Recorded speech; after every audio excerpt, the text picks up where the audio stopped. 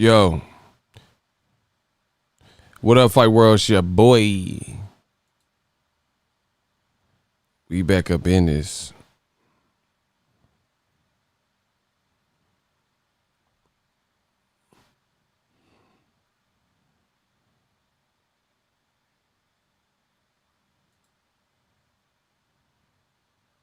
Hello.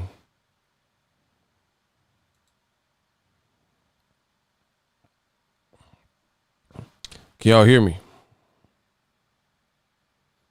Alex says, how much PBC pay you for promotion? Block him. Yeah, block him. What up, Fight World? It's your boy Ego, and I'm back with some more boxing. Dylan, what's up? Let's see who's in here. They sending bots, all type of stuff. It's cool. We just gonna have a good nighttime stream. They already sending bots to hit the dislike button. Don't be alarmed. This is what they do because they know we killing. So when they hate, donate. Let me see who's in the building. Show y'all face. Boss Red, what up? Dylan, what up? Spo. Dylan. Oh, that's the same. Okay. K Smooth, what up? Who else in the building?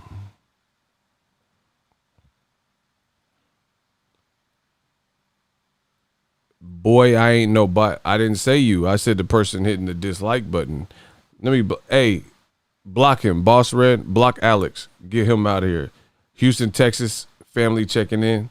Shout out to Tayro. Hugo. See, that's a guilty conscience. He said, boy, I ain't no bot. I didn't say you was a bot. Audie VTV, what up? Adrian, my guy. Black Rob, what up? That's a guilty conscience.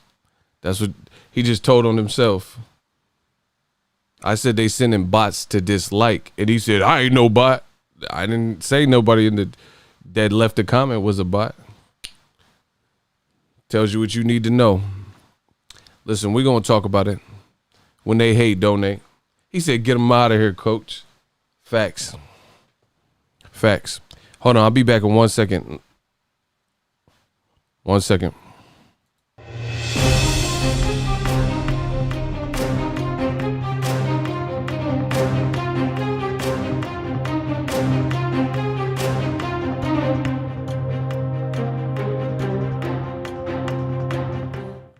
Yo.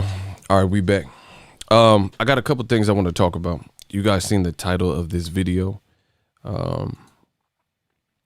Tyson Fury, Anthony Joshua. I know y'all didn't want to listen to me, but the proof is in the pudding. Here in America, that fight just ain't big.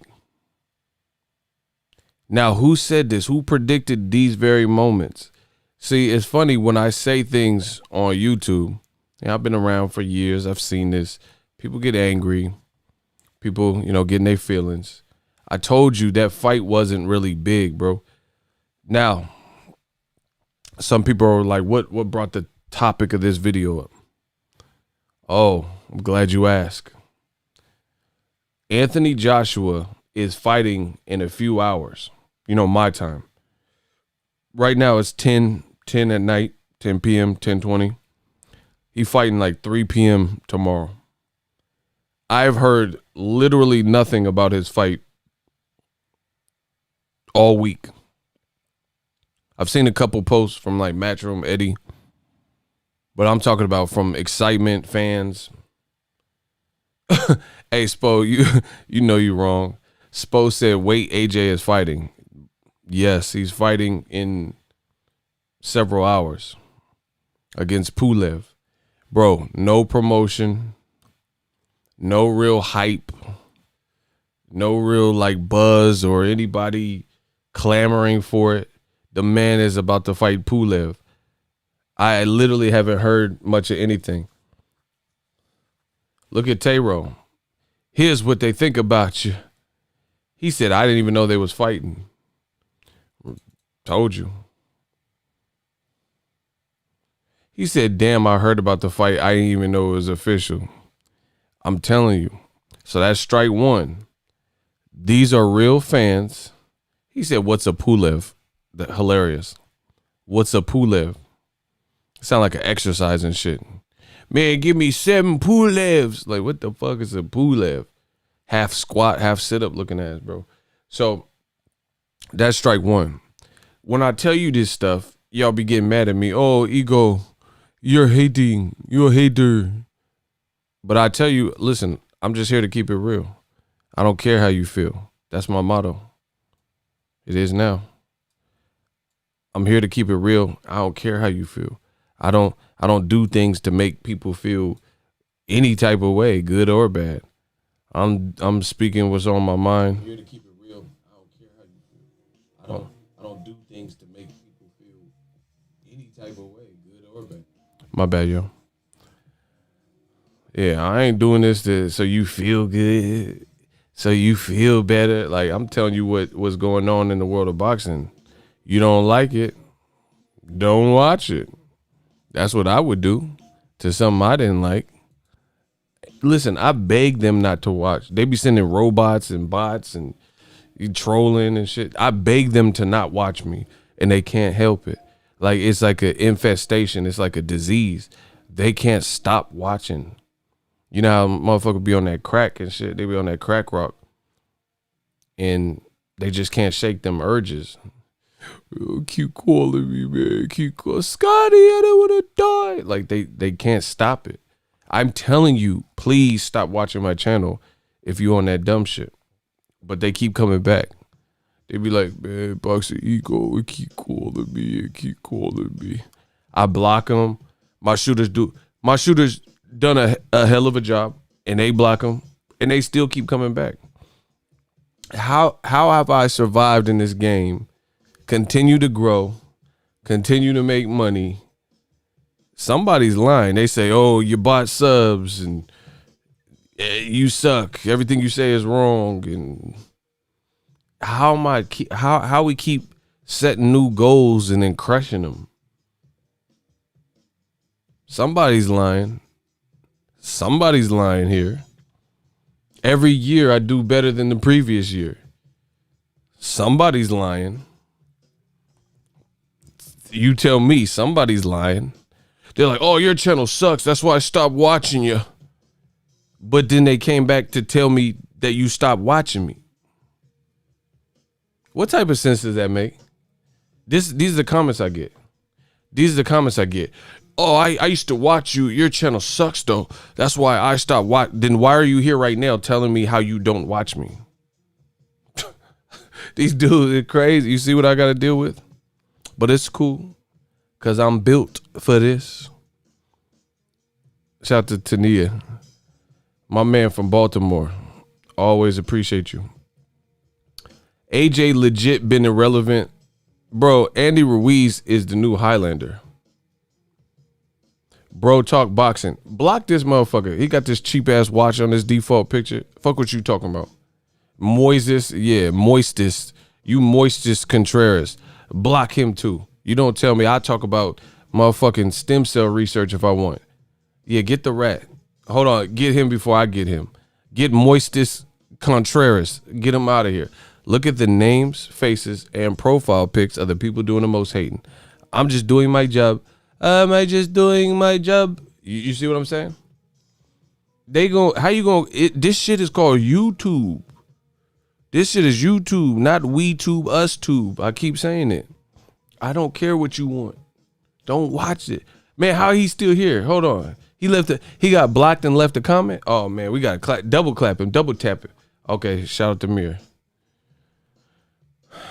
I wasn't going to watch AJ, but I am now just to see how he looks. I'm scared. I don't even know if I should do a Boxer Ego watch party. I ain't heard nothing about AJ's fight. I'm going to send Smack one of y'all live stream full of bars. We need to see Ego on a URL card, either the big stage or a volume room. See, I'd have to practice the memorization, but when it comes to the written, I got bars. Shout out to Mir, what up? Look at the names, faces, and profile pics of the people doing the most hate. Nobody's talking about AJ. Listen, I'm dragging old media through the ringer. AJ like a bee with no stinger, no buzz. Listen. I said I'm dragging old media through the ringer. AJ B with no stinger, no buzz. He ain't got no buzz, bro. He's fighting in a couple hours. Ain't nobody said shit. Just being muscle bound. Oh yeah, I mean that, bro. You can take your shirt off and all that shit, but that's not people. You know how many buff dudes be in our prison systems in America? Trust me, Americans just ain't finna be impressed by you taking your shirt off and being hub. That shit's every day. I promise you, come to Cali, go to the parks out in Cali. Motherfuckers at the park be buff. I knew this dude, bro. He was in the pen, but he got released or whatever. And I was like, damn, you hella big, bro. Because he was dating this chick I used to work with.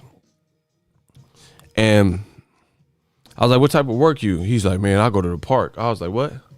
Like, I thought he was doing some, bro. He was big as fuck. I'm trying to tell y'all. Bro, all he did was work out at the park. And I seen him. He was on the monkey bars and shit, little kids playing. Bro, we don't care that AJ is buff. Like, that's some UK shit.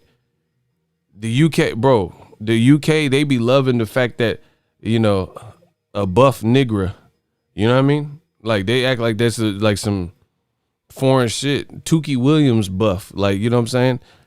Cuz was buff. Just motherfucker Tukey was out here. Bro, have y'all seen Tukey? That motherfucker Tukey was on the Gong Show buff. Like, the fuck? We don't care about just being buff.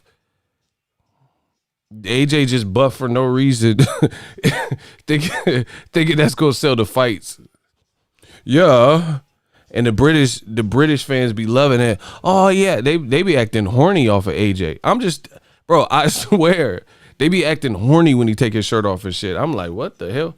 They be like, oh yeah, AJ. They be eating popcorn. Like, bro, I don't know what y'all doing in the UK. But listen, to each his own. No, they be horny. Then listen, I'm being dead serious. Just watch a media day in the UK. The motherfucker take his shirt off, come out that shirt. They be like, oh fuck yeah, AJ, check your bang, yeah, absolute unit, mate. Oh, what? What we do? What do you mean? What we do? What was that? They be like, oh, fuck yeah, AJ, bro, these motherfuckers horny as shit. These motherfuckers turn to Austin Powers and shit. Listen, oh yeah, oh behave, AJ. I got me mojo. What the fuck? Hold on. Which one? Hold on, bro. They listen. They be like, oh yeah, mate, you're drilling them. Like, what? They be saying some suspect shit. I was like, what the fuck? Hold on, bro. Yeah, drill me, mate. Drill me, your absolute unit. Look at him with no shirt. This. What? Excuse me, bro. Watch the UK. When he come up out that shirt, oh yeah, fuck yeah, got me mojo, yeah, grab me throat. Like, what? Like, this is a media day. What you talking about? Yeah, grab me by my throat and throw me around the room, mate.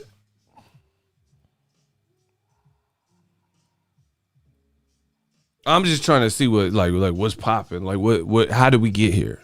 You know what I'm saying? Oh yeah, you want me bloody wank it? Yeah.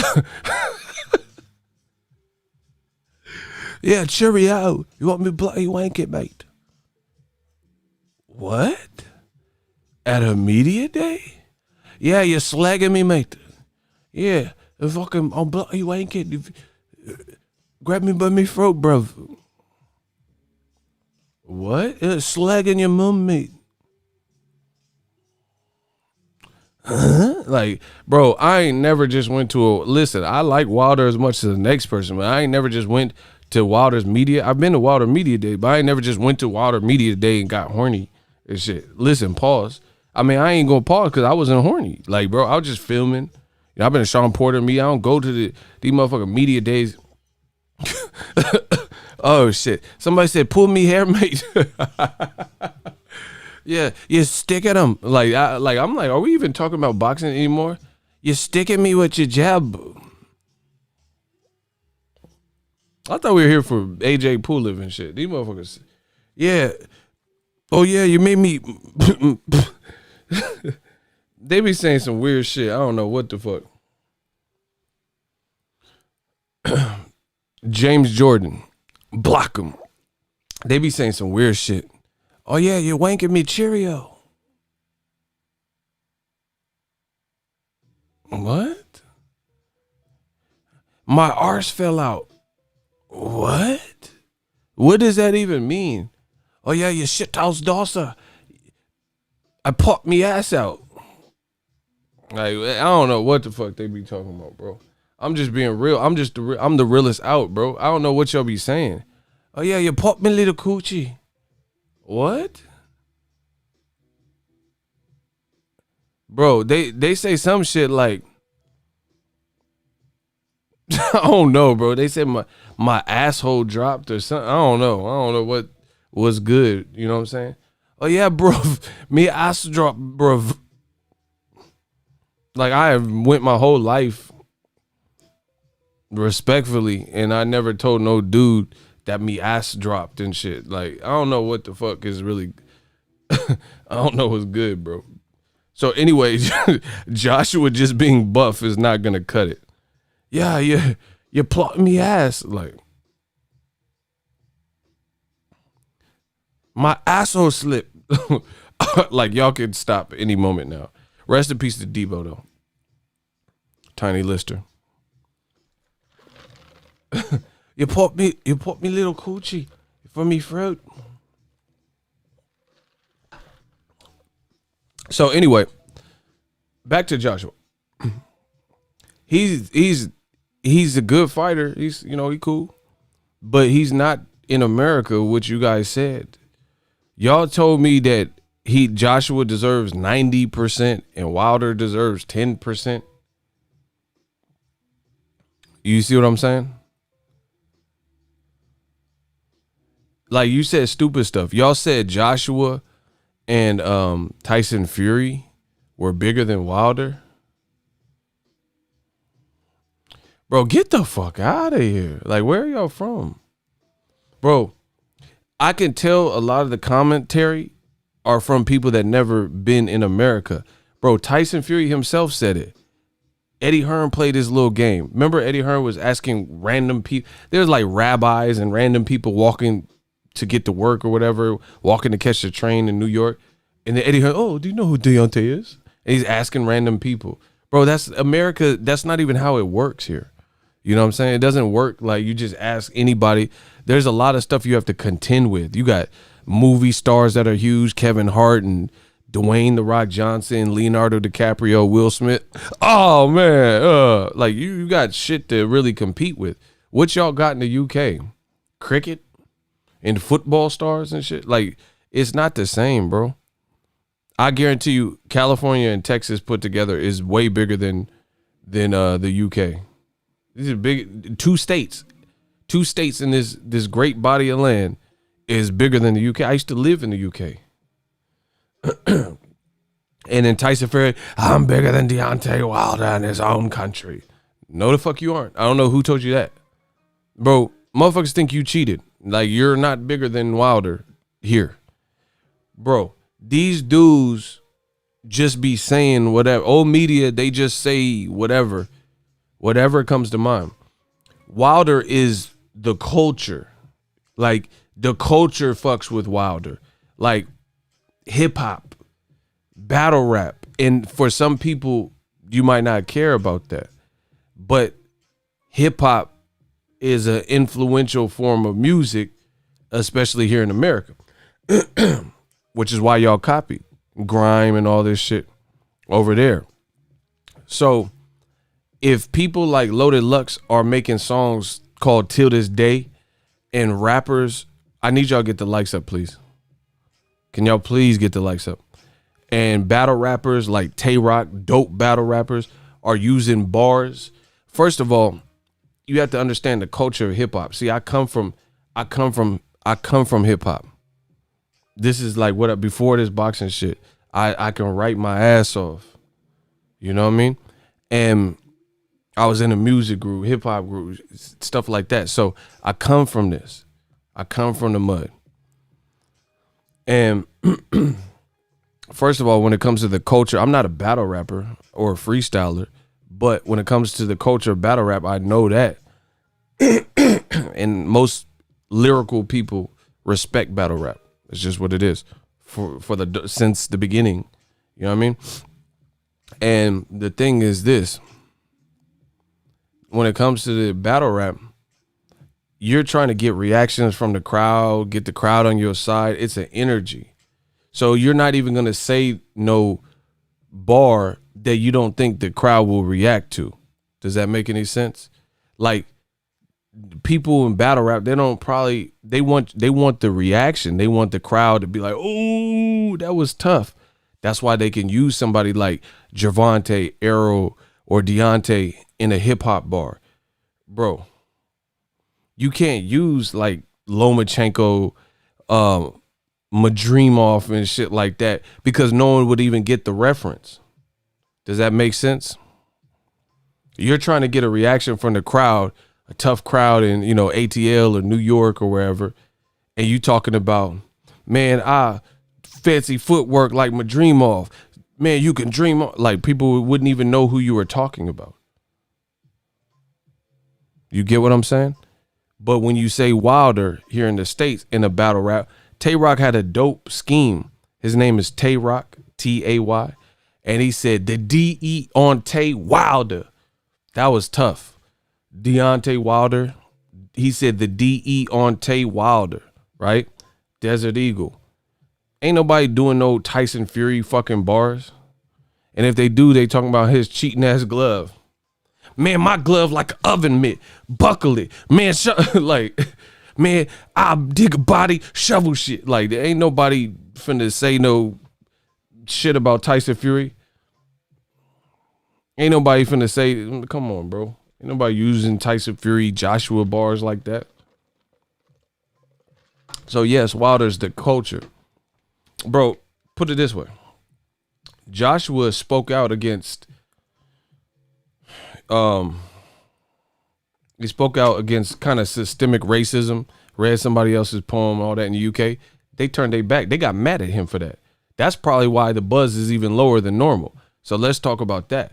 Joshua opened his mouth about Black Lives Mattering, and a lot of the cheerleaders that was like allegedly Joshua fans fuck around, turned their back on him. That's what's really good. But here in America, we different. We got racism, trust that. But the real ones that fuck with Wilder, and he did that little speech with Breonna Taylor, he's like, Ahmaud Arbery, Breonna Taylor, boom, boom, boom. People from the culture respected that. That made them like Wilder more. You go to UK, they mad at Joshua now. And Eddie Hearn, a white male, could have probably interjected and calmed the dogs down and said, nah, what Joshua did was right. But he let Joshua out there just to hang. If we're really being real, all the fans, he's like, oh, I ain't getting involved. That's your promoter. And he might have been able to put out a statement and say, nah, y'all tripping. Joshua's right. We shouldn't patronize their shops and, until that we get this under control. Eddie Hearn just left him out there to hang. So that's probably part of the reason that we don't have the typical buzz for Anthony Joshua. Them motherfuckers was mad he said that Black Lives Matter. What do you mean? Oh, so you don't want me to buy your pay-per-view, mate? Or your box office? When Wilder do something for the culture, ain't nobody mad at him. They saluting him, just like Colin Kaepernick. Man, it's over for old media. I keep telling y'all. Y'all keep going against the grain, thinking I'ma lose and I'ma be horrifically wrong and shit. You guys keep going against the grain. Motherfucker, I am boxing. I am the culture. You see Colin Kaepernick, he just teamed up with Ben and Jerry's, bro. That's big. Salute. Colin Kaepernick helped and he played for my Niners. Colin Kaepernick helped bring the light skin back. That's big. Shout out to Colin Kaepernick. He got his own ice cream, partnered with Ben and Jerry. Man, this must be driving the racists crazy. They must be going absolutely bonkers right now. Going bonkers. The man you try to suppress and oppress and, suppress the message and shoot the messenger and blackball him and tar and feather him, that man, he on America's favorite ice cream, ain't he? Ben and Jerry's. Oh man, how you like them apples? Now you have no choice. You supporting what Colin Kaepernick? I think 100% of the proceeds go to his organization or his charity of choice. He getting Netflix and Disney Plus deals. Oh, I know. Meanwhile, Papa John, what happened to do with Papa John's? Oh, he had a step down. He Papa gone. Listen. Man, I'm a boss. I probably Papa Don. Listen, I'm a boss. I probably Papa Don. What happened to Papa John? Oh, he Papa gone. Get rid of him. We don't have no tolerance for that. But over in the UK, they disown Joshua. Man, stop playing. They got to stop playing with the guard, bro. That gotta kill all y'all racists. The man you tried to hold back in Colin Kaepernick, he out here winning now. Nike endorsements and people on his side seeing like, oh, George Floyd, Ahmaud Arbery, oh, Breonna Taylor. Man, maybe Colin Kaepernick was right. Drew Brees stepped out of pocket and that shit was a breeze. They ate him alive. He had to apologize. They ate him alive. Trump, he finna be out of office. Man, it's over. Death Row East. Believe in that. If you believe in God, then believe in Boxer Ego. We come in Death Row East. Bro, it's over. Now people are starting to get it. I told you. Listen, I personified everything that's right in boxing. I told you what was coming. I told you boxing, we were going to clean up these streets, make boxing fun again, and just, have fun, but also speak the truth and speak for the underdogs. And God willing, we did that. Meanwhile, everything you guys said you stand for is crumbling right before your eyes, and you have nothing, and now you're trying to act surprised. Look at them guys, bro. I said, it's crumbling right before your eyes. Now you're trying to act surprised. Look at them guys. You see old media, they losing their jobs. They working for big companies, getting fired on their day off. What, you was still in boxes, huh? You was still in boxes. But meanwhile, the rose that grew from concrete, a.k.a. your boy Boxing Ego, I'm still here. I'm still in charge. I'm still the man around this piece. We having fun. It's lit. I'm making more money in the pandemic than I was before. Book it. And we going to continue to grow and continue to build, God willing. Block Gary. Okay. Block Gary. He can go. Block Scary Gary. I used to live in the UK. UK got good people. What? So what if I come to UK? What, you got to give me a read. What am I coming to UK for? The money's here in America. What I got to come to UK for? What is that? It's supposed to be a threat or something? Man, get Scary Gary. I'll go anywhere on God's green earth, God willing. I respect all people. I'm just telling you what it is. Ain't nobody checking for Joshua. If you don't like that, oh well. Ain't nobody checking for him. Block Super Jello. We ain't cash apping you. We don't even know you. We don't know who we supposed to cash app for you. Super Jello. Get him out of here. Cursor. Get him out of here. Click the boy. So, yeah, man, this Joshua fight, I don't know. You don't really see nobody talking about it. He fighting. I see. I ain't worried about it. I ain't worried about it. Old media is, they crying in there. I promise you. Notice they always say this, everything but the answers to the questions I'm asking. I ask direct questions. I know y'all hear me. I know I speak eloquent. I know it makes sense. I know I'm using my vocabulary and my vernacular, and they still never answer the questions that I be asking. Maybe they're not about that action. I said they don't answer the questions I be asking. Maybe they're not about that action. But I'm on that Marshawn Lynch. Oh, media getting lynched. Looking like you in a pinch. He said if dude loses to Pulev, Bob Arum seems to think that's the case, but you know I can't trust everything that Bob Arum be talking about because he be saying some. Bob Arum, he told us Errol Spence confined to a wheelchair or never box again. So I don't know.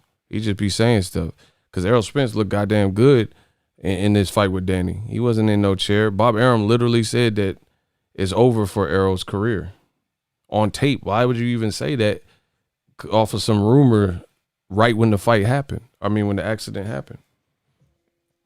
Man, Andy Ruiz is the new Highlander. And Joshua was an innocent bystander.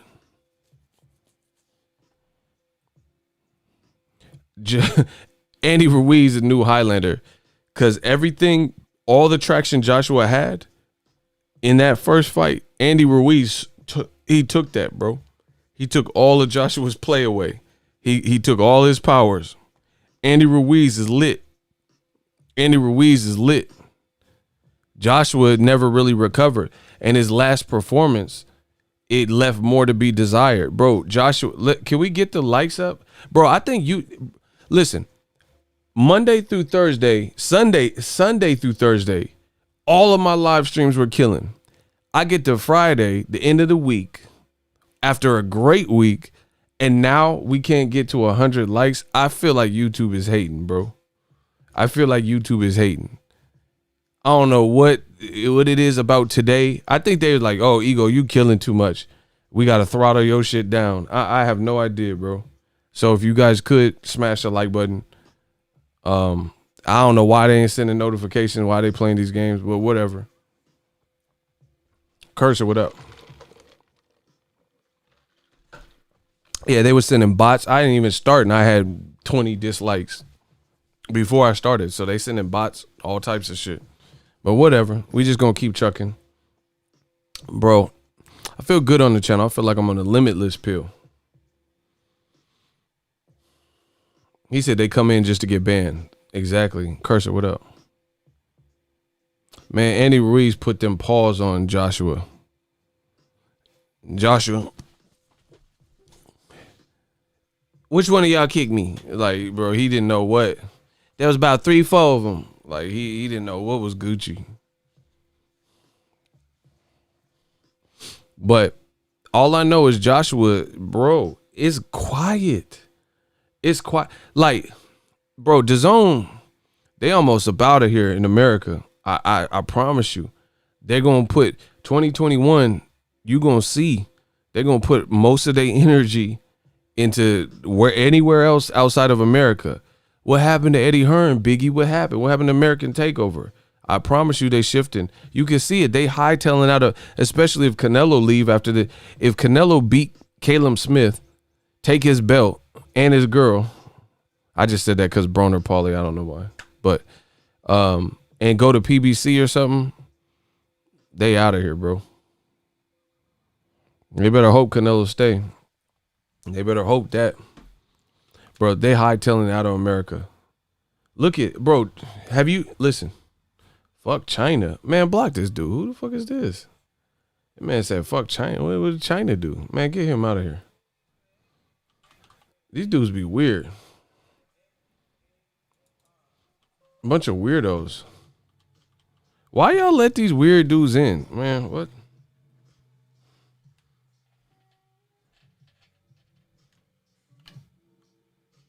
Give me 1 second.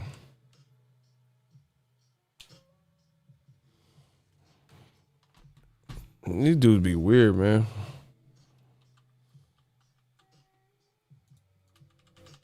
Man, hell no.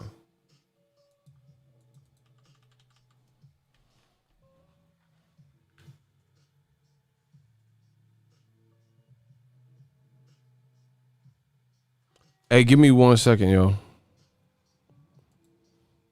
Hey, block that dude who just came in wilding.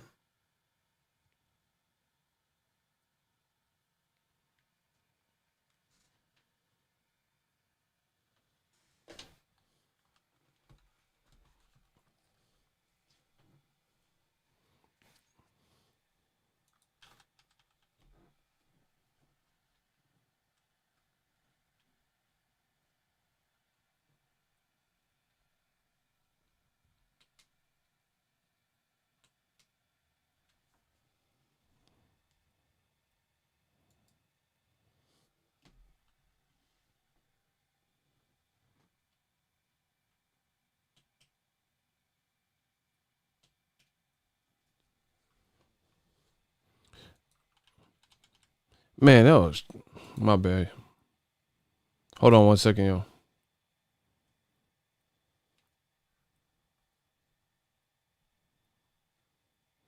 Block Oscar Gonzalez. Look at the name. I don't answer to you. Just get Oscar Gonzalez out of here. I don't care what he talking about. Damn, y'all was getting busy blocking people. Block Oscar Gonzalez. But man, I really feel DAZN is pretty much hightailing it out of here. Because it's like, even if you weren't, how can you survive in this game when Joshua, your biggest star, has no buzz? Even Canelo's fight, bro. Canelo fights a week after that, and we haven't really seen or heard too much about that. Triple G's about to fight in a week, and you ain't heard nothing. Listen, I need y'all to smash the like button. Rylan, what up? Bro, how can just listen? Everyone wants to go against Boxing Ego. I get it. You whatever I say, they say the opposite. I get that much. But prove me wrong. Smash the like button. How can DAZN, if I'm lying, how can DAZN survive in America with this? What are those? Bro, this is Gennady Golovkin's undercard, people. Yeah, let's get the likes up. Bro, this is the undercard for Gennady Golovkin in a week, and the fight ain't even been promoted. Golovkin versus Kamil Sesmeta. Who the fuck is that? Who the fuck is Kamil Szechuan? Don't know who he is. I don't know you beat, I don't know you lost to. Literally don't know who this guy is. Right? Kamil Sesmeta and Triple G. Who is that? Look at this undercard, bro. Ali Akhmedov versus Carlos Gonorrhea. Man, who the fuck is that? This motherfucker got STD. Man, bro, who is Carlos Gonorrhea? Who is this? Or what does that say? Gargonzola. This motherfucker named after some cheese and shit. Gargonzola. Man, whoever the fuck this is. Who is that? He named after some goddamn cheese and shit. Who is that? Okay, you don't know? Me neither. Hyun Mi Choi. Who the fuck is that? Who is that? Hyun Mi Choi. All right. Versus Calistoga Calista Silgado. Who the fuck is that? Bro. John Ryder. I thought he beat Caleb Smith. I know who he is. Versus Michael Guy. Bro, if you don't get these NBA 2K creative player ass names the fuck about it, who the fuck is Michael Guy? That's, bro, that sounds like such a generic name that it's not even real. Yeah, John Ryder versus Michael Guy. What's next? Billy Boy and Michael Guy? Man, get this out. Michael Guy, stop. Reshit. So he got a shit. You know, you shit, you had to go back to the bathroom. Reshat Mahdi. All right. Don't know who that is. Dennis Okoth. Jalen Walker. Sound like some NFL shit. Versus Rafael Reyes. This is a whole ass card with DAZN. Jalen Walker. Rafael Reyes. Reshat Mahdi is a prospect. I could tell that much based on his placement on the card and the fact that no one's ever heard of him. Bro, what is this? This is DAZN. This is your offerings to America? And then and then old media be like, oh yeah, that Errol Spence fight was no good with Danny Garcia. I didn't like it. You know, that card sucked. Man, old media, they got slapped themselves. Bro, they really be like, I hated that Errol Spence card. The Gervonta card was weak. I didn't like that. Bro, everything to be anti-PBC, I guess. Listen, they say Errol's fight card was weak. Gervonta's fight card is weak. They said all these fights. Hey Siri, cancel. Okay, then shut the fuck up then. What the fuck? Anyway, they say all these fight cards is weak to be anti-PBC, and they make all these bad write-ups and, you know, oh, this card is garbage. You know, Eddie Hearn, he said, he did an interview, I think it was with Boxing Social about a month ago or a couple months ago, and he said, he's like, the Showtime announcement, it was no good. That's what he said. It's not my opinion. He's on tape for his weak-ass fight camp, and he said Showtime's announcement was a dud. He said, who wants to see David Benavidez and Romer? Yeah, but who wants to see this horse shit either? If this is the game we're playing. Bro, this is an Eddie Hearn card in America. He had the audacity to say something about Steven Espinoza and Showtime, and he said Tank and Leo Santa Cruz, that's a super weight and all this shit. What the fuck is this card, bro? This is a Pandemic Plus card. This looks like a Pandemic Plus. This is some horse shit. You like, bro, what part of the game in boxing is it to bash another company's product when this is the product you're putting out?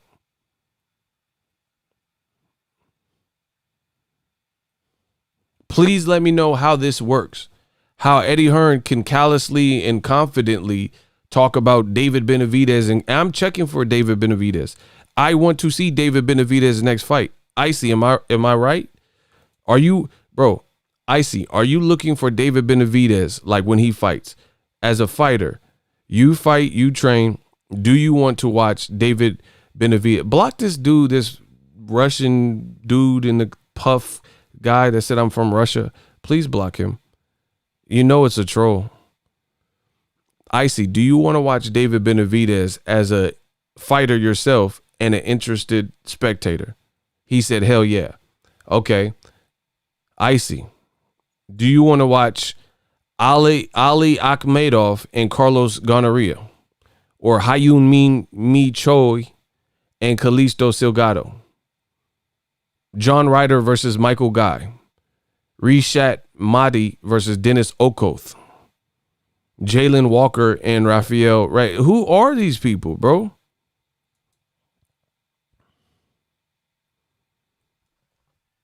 So once again, we got to clean up these boxing streets as real fans and, you know, put that trident down.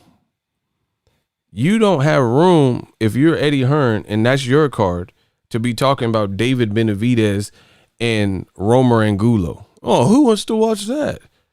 But look at this Golovkin card that you're putting on. Listen, I'm all about context. Everything relies on context. I'd watch David Benavidez before I watch any of that and enjoy it.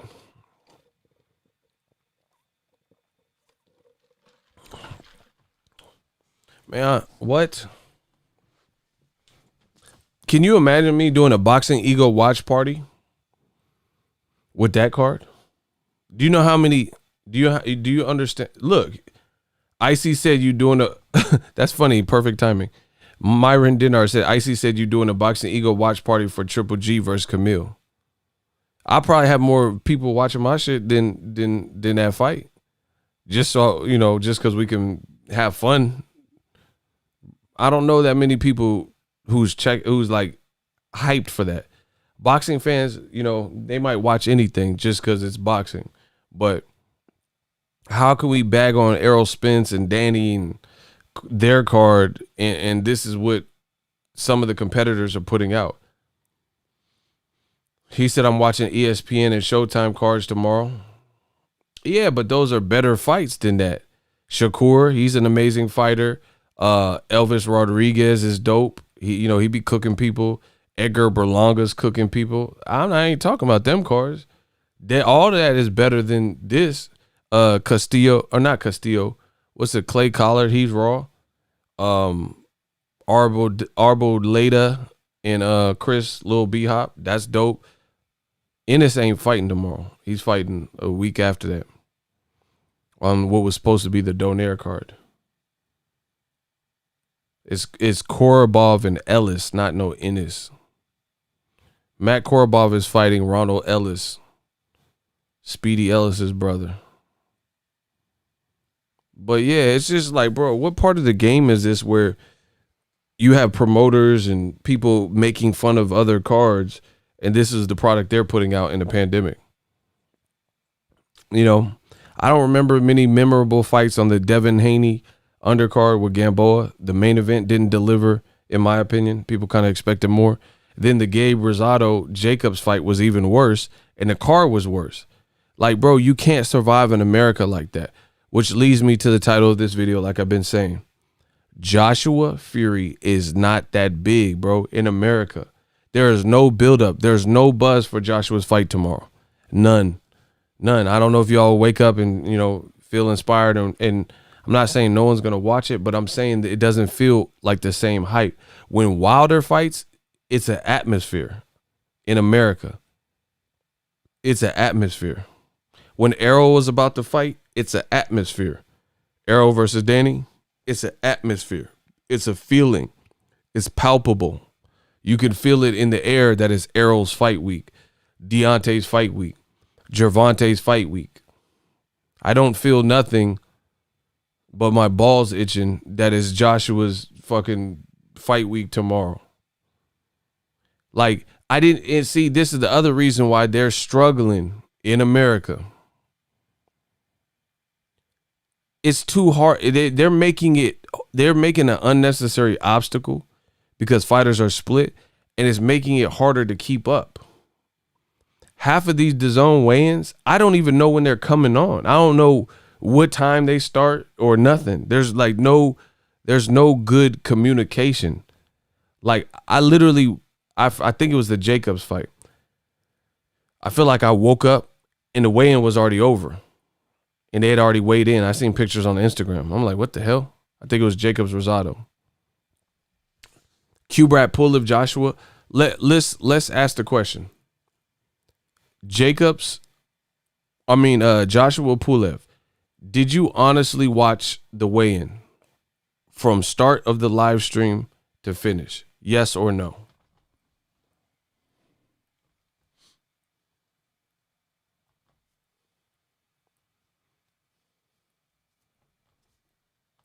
David High said no.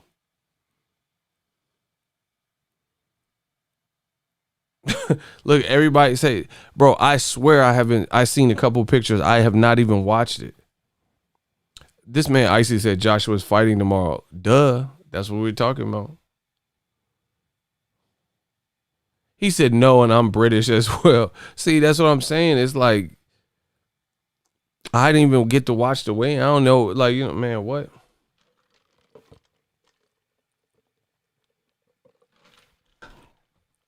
So it's looking shaky, It's looking shaky.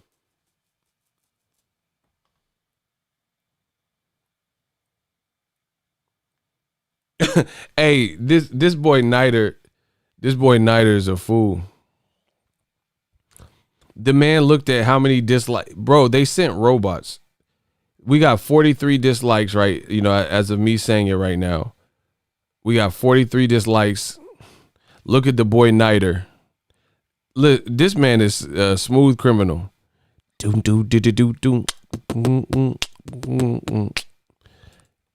it crept into the window. Bro, the man sent a $43 Cash App right now. Wow. He said, look at this. I want y'all to see this. The man Niter is not playing. He said the dislikes wanted to do this, so I covered it. This man paid $1 for each one of your dislikes. That's a bad man. Y'all better give some claps up to Niter Allison Johnson in the Cash App. He put it. Those aren't real dislikes, but I appreciate you. Those are bots. There's 43 dislikes. The man put $1 on each like and said the dislikes wanted to do this, so I covered it. Told you the love be so real. But trust me, that's bots, because I had half of those dislikes before I even started, and it kept coming every like 20 seconds. Like it's a bot, trust me. But shout out to my boy Niter. Y'all keep playing. Man, get the claps up. Y'all keep playing, we gonna keep growing. It's that simple. Cash App on the screen. Y'all keep playing, we keep growing. We keep going. We're gonna keep doing more and more, getting bigger and better. Shout out to Niter. Appreciate you, boy. They playing games. We out here continuing to grow and build the brand. So yeah, I ain't really worried about it. But shout out to Niter. Yeah, man, that Joshua, man, I'm telling y'all, the Joshua fight is just not big like that. We got another Cash App, $8. Look what Niter started. Late night. We on the late night hunt. Richmond Brown, my bad. Richmond Brown sent $8. The UK too arrogant. Shaking my head. Shaking bang mate. Bro, that's what I'm saying. Look at where that energy got them. Look where the energy got them. Eddie Hearn said all this stuff about the American takeover, and look at you. Look at you in America, bro. And I told you guys on my channel, everything comes through us. We are the fans, new media, digital mob. Everything goes through us. Nothing goes down unless I'm involved. We are the people. I'm the people's champ. You see Joshua, he's struggling in America. He's struggling. And look, bro, nobody's talking about Tyson Fury in a great way in America, barring maybe a handful of people who don't want to admit that this motherfucker a cheater. And look at Joshua. The UK turned his back on him because he said Black Lives Matter or whatever. And Americans just, they've been off him from the Ruiz fight or whatever the situation. Send Ego that money so he can finish paying back my mom in child support. Stop it. I told you the truth is us. Only dudes moving units, M, Pimp Juice, and us. Shout out to Richmond Brown and Niter. We doing it for the culture. All that American takeover garbage. And now you hightailing out of America. You doing girl like, and I'm not knocking women being able to fight, but you're doing all girls cards, and it's not even producing the numbers because you don't have like Clarissa Shields on it. You know what I'm saying? You don't have anyone as big as Clarissa Shields, or like somebody that, you know, people was checking for, like Ann Wolfe when she was fighting Layla Ali. You don't have that, you know? So the UK, they live in fantasies. We reject your deposit.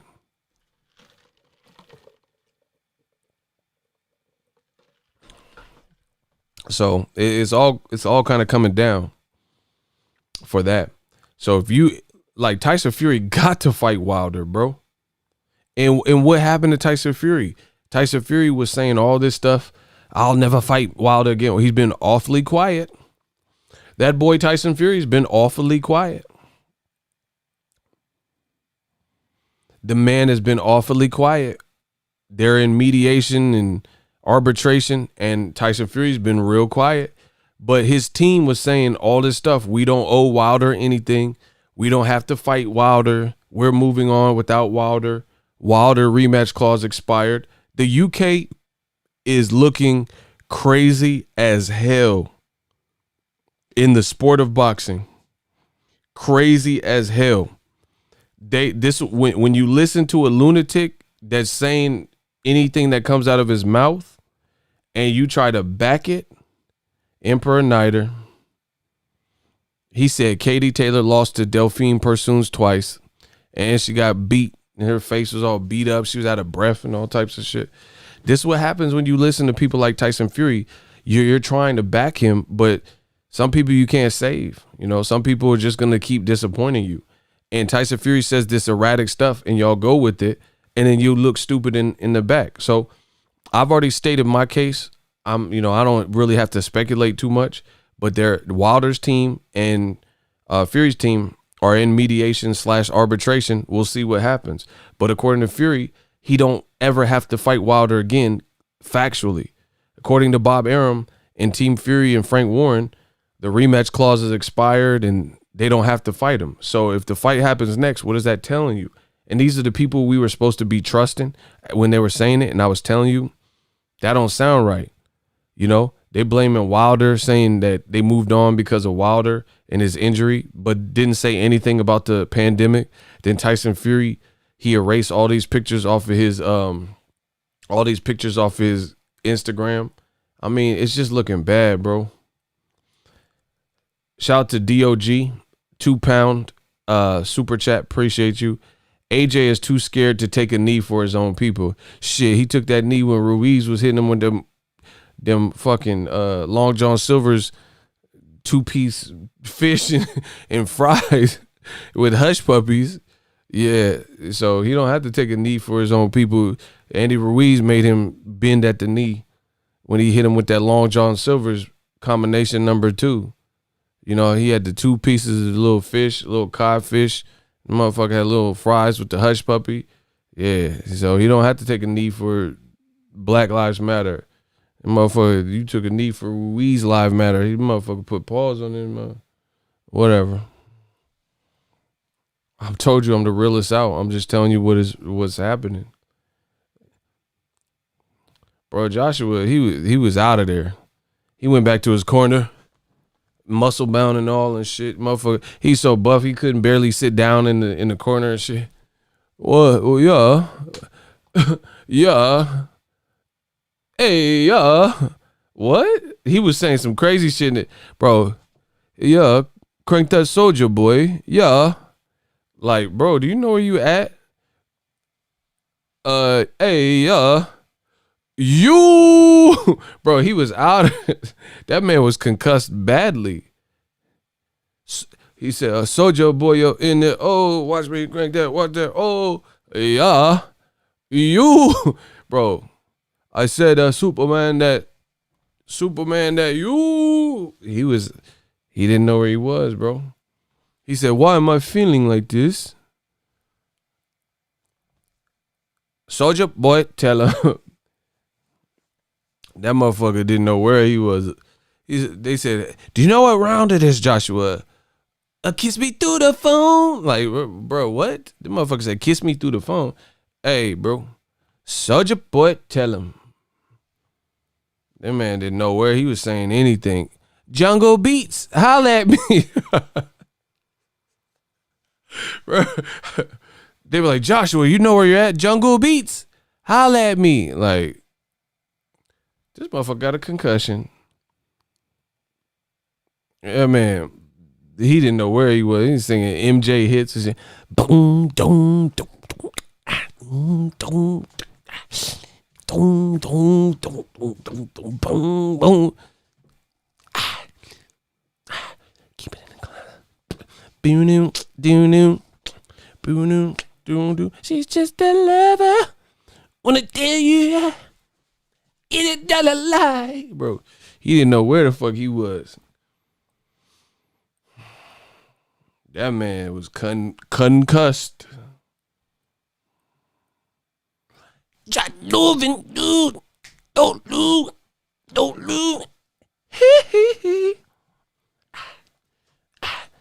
Who just hit me? Was it Ruiz?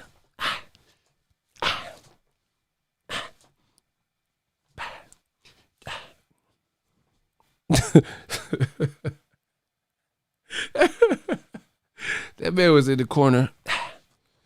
Damn, Tito, damn.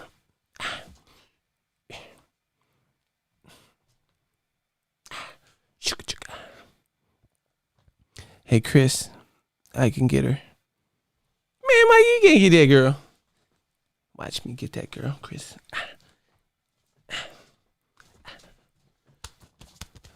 Oh! That man, he was in New York tripping. Remember Mike on Black and White?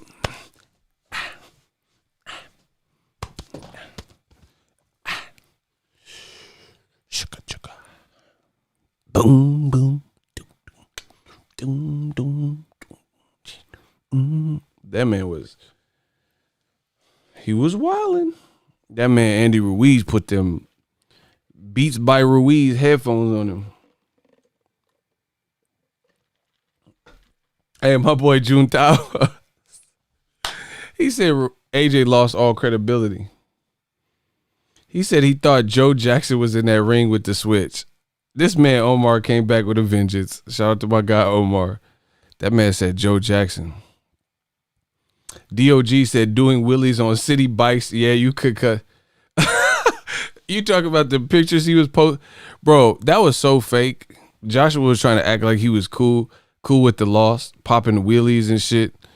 Like he filming the ET with the little alien in the basket. Like he was doing hella much. Remember he went to he was at the he went to the Village or something in New York. It was playing ball, shooting hella bricks. He said, yeah, I'm not a b-ball guy. Then why are you at the hoop court? Bro, Joshua tried to go to the Village. Like, people go to New York, they go to Rutgers and shit. He went to the Village and shit. Trying to play basketball, shoot around and shit. And then I think he tried to dunk and he couldn't dunk. How are you 6'6" and can't dunk? That's all I want to know. See, it's a different culture, bro. If you're Michael Jordan was 6'6", FYI. Kobe Bryant was 6'6". If you 6'6", like legit, and you can't dunk and you black, come on, son. Come on, bro. I don't even know if he touched rim and shit.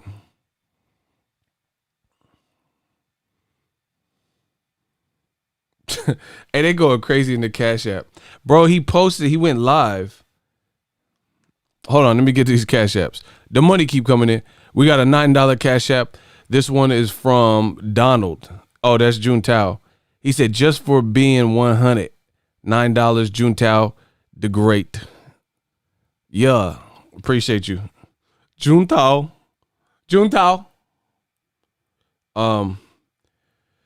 Corinthians Stalling. This man said, y'all tripping in the Cash App. He sent $15 and it says, hold on, y'all got to read this. This shit is crazy.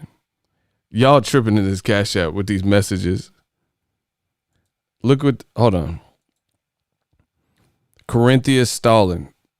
He sent $15. It said, the black channels. Bro, y'all tripping. The black? Why was the black? Bro, y'all trip with the black channel shit. Shout out to my man Cameron Renfro with another 15. Was that 30 in 2 seconds? Okay. I could divide. I could do math. I could divide 4 albums in 10 years. Man. People better not sleep on Pulev. He hurt Klitschko. I'm not sleeping on him. He looks in great shape and has nothing to lose. Yeah, that motherfucker 40. He ain't got nothing to lose. Listen, Nider back in the Cash App. He sent $3. You can't be getting stopped by fat. Hey, Nider, hold on. Nider on point. That's literally, bro, New York gotta chill. Listen, I love y'all. I love all the 5 boroughs and shit. Right? But New York, y'all gotta chill. New York dudes is too honest. Bro, Joshua, the day after he lost to Ruiz, he was at that park playing basketball, and what Nider said, that's what someone really said. He said, come on, dead ass, you can't be getting stopped by fat dudes. He was looking sloppy, B. Like, they was just talking to him like he was this idiot. They was wilding in New York. Bro, I swear somebody said that. I have it on my computer somewhere. I got to figure what it's called or whatever.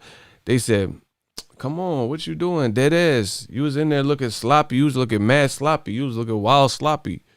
You can't be getting stopped by fat dudes. And then he walked off. I was like, damn, New York cold. Joshua has, I know that don't say, Z Johnson is wilding. Joshua has shaken baby syndrome after Ruiz. This man, y'all tripping in this Cash App. This man said Joshua has SIDS after the Ruiz fight. No, hold on. Shaking baby is different from SIDS, ain't it? Because that's sudden infancy death. Okay. But still, this man said Joshua had shaken baby syndrome. Hey, you wildin', bro. Nider back, he sent a $2 and he says, no squares in my circle, cuz. Yeah, all right. Joshua, bro, he quoting Joshua directly. Joshua really said these things. That's hella funny. Yeah, bro. They was like, come on, Joshua, what you was doing? Anyway, Tyson Fury versus Joshua, that is not a big fight. So you better hope you get a crazy site fee because it is not no big fight, whatever old media was telling you. See, old media be lying. Even Crawford, Errol Spence, I'm telling you, bro. I'm telling you, it's an agenda.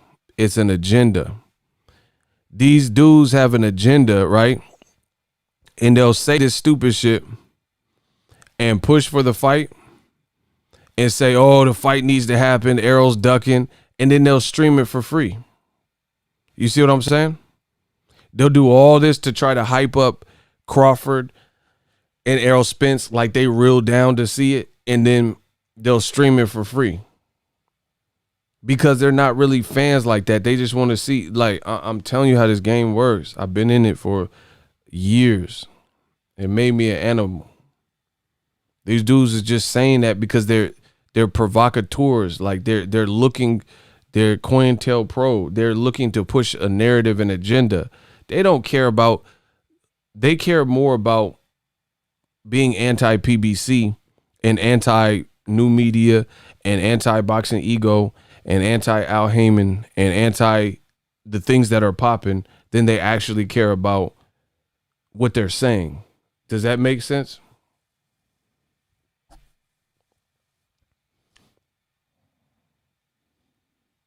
Does that make sense to you guys? Like they'll tell you it's about X, Y, and Z, but it's really not. It's not about what they say it's about. Like, who believes if Joshua and Dillian Whyte were assigned to Al Heyman and left Eddie Hearn, that they would be popular amongst certain people? For example, if Dillian Whyte was the same individual and he broke free from Eddie Hearn like he had an opportunity to do, and he could have went to PBC or ESPN, let's say he went to PBC and fought Wilder. Bro, they would disown this man so quick. Because it's fake energy, fake love, all that. It is not real. Trust me, it is not real. They're like, oh, I like Dillian. Oh, yeah, he's ch. Bro, because now you become one of the ops. You became one of the ops because it was never about what they said it was about. I promise you. Mark my words. It's about pushing the agenda and being anti-Heyman and anti-black fighters and all types of shit, depending on the person.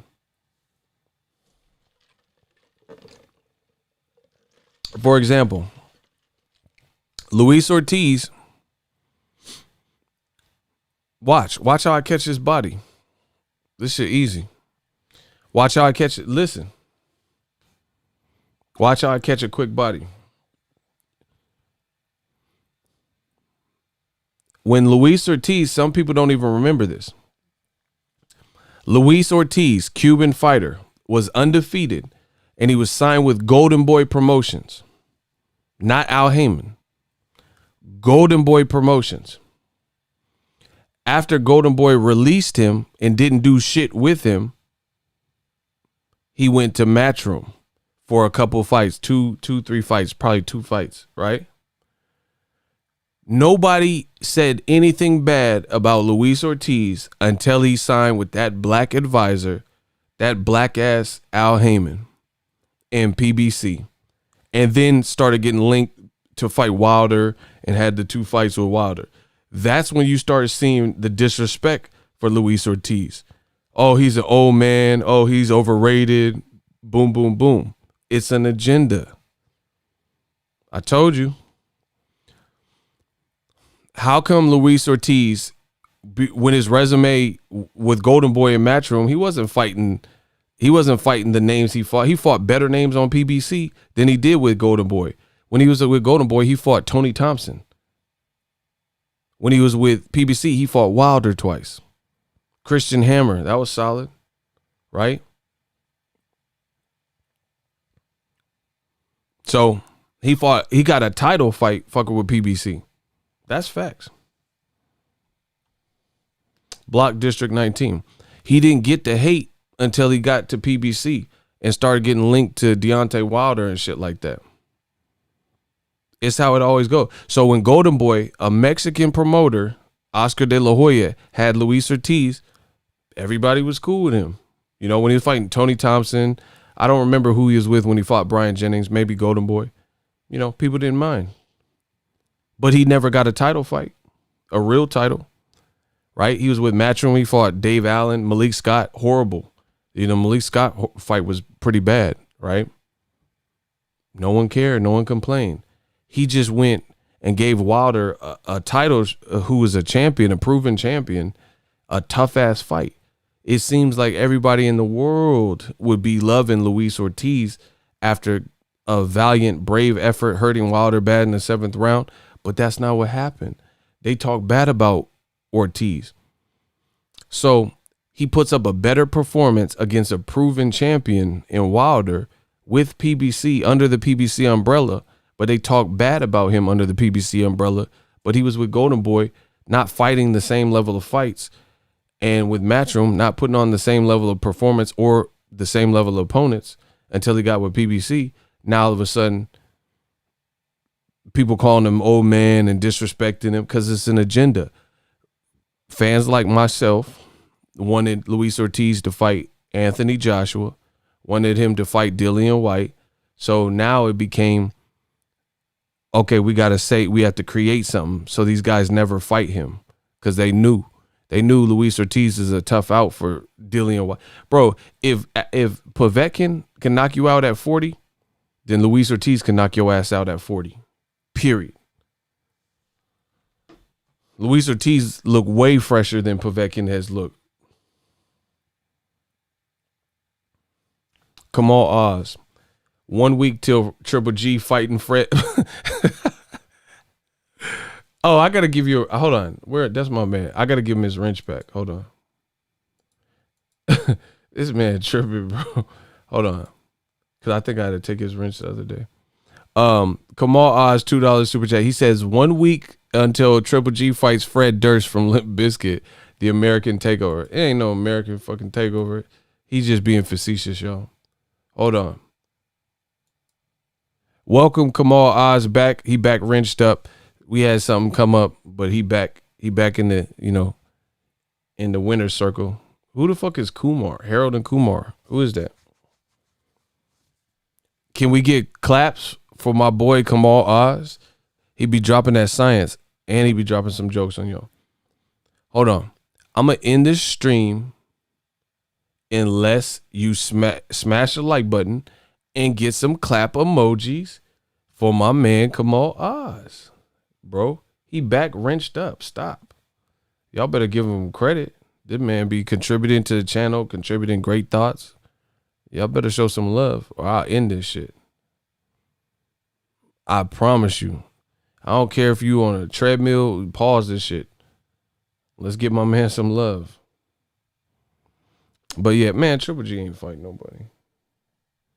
They're going to have Triple G fight fucking Buster Douglas' son or something stupid. Yeah. Yeah.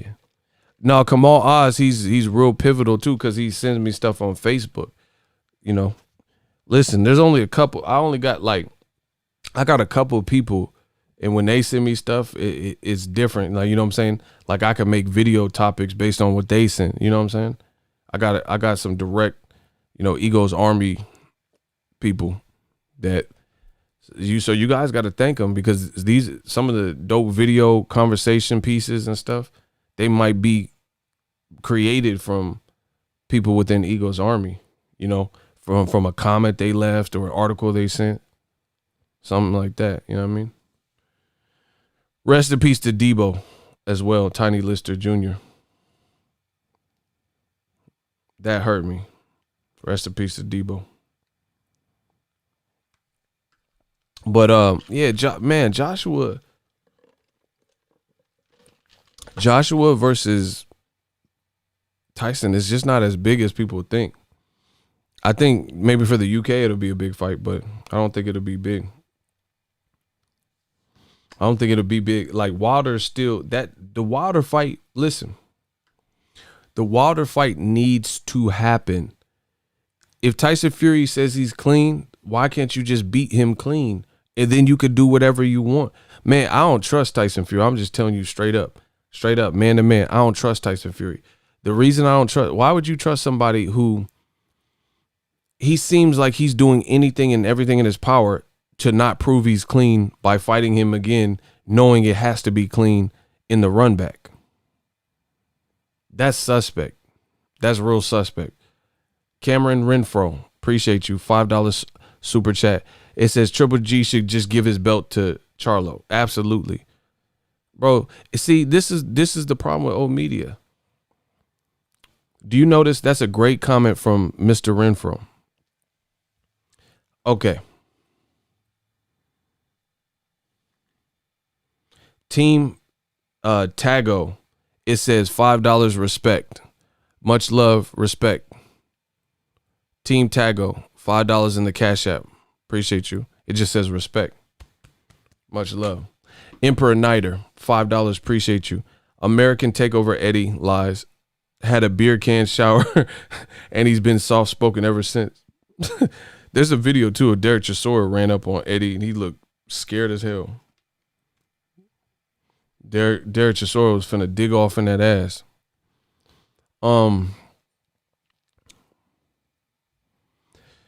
Why wouldn't Tyson Fury be eager to shut people up who think he cheated? That's a real question. That's a real question. People think you cheated. Like me being the person I am and a competitor, if I know I can do something and it was legit and people are putting smut on my name, then I want to prove you wrong. Like my whole goal, like old media, my goal is to prove you wrong. The haters motivate me so crazy. Like I got to thank the haters for hating so tough. I got to thank them because I get some of my best work from the haters because it just motivates me to another level. You see, I'm like, okay, I know I got supporters, but I also got this faction of people that are hating. So I want to please my supporters and find ways to make this fun and enjoyable on the channel for them and, you know, take care of things I got to take care of and my family and, you know, different things like that. But I can't let the haters win too. So I got like dual motivations. I got a lot of stuff that just motivates me. And me being who I am, if somebody says I can't do something, we gonna see. Rumble Johnson. Oh my gosh. Hold on. You claim you taken down. I didn't claim anything. The streets will let you know. Old media dead in a motherfucker. Their lies and one side of view, but as soon as someone has something opposed. Okay, so what do you disagree with? How are you any better? Okay, just give me something you disagree with. I'll take you down. Pause. So Rumble Johnson, what do you disagree? What do you want to argue about? When you speak facts, you don't argue with contrarian who are trying to push your. Hold on. I don't know who the fuck you are, but Rumble Johnson, what do you want to argue about? What have I said that you disagree with? Bro, I think I got 2 hot seats. Hold on. 1 sec. Let me type it. Hurry up, you slow motherfucker. Listen, they always pitch this thing that you just get blocked. You don't just get blocked. Niter talking shit about you too, FYI. Look at Niter, bro. Niter in the Cash App. He sent a $1 Cash App. He says, this is for Rumble. Listen, hold on. Can y'all see that? It says, this is for Rumble Johnson's dumbass. Hey, this dude Niter is crazy. Y'all see that? He sent $1 just as he said, he sent $1 and he let me know he sent it for Rumble Johnson's dumbass. You see how long he's typing? How long does it take you to type? Why waste time arguing your opinion with his facts? Bro, they just want to argue, I'm telling you. They know they wrong.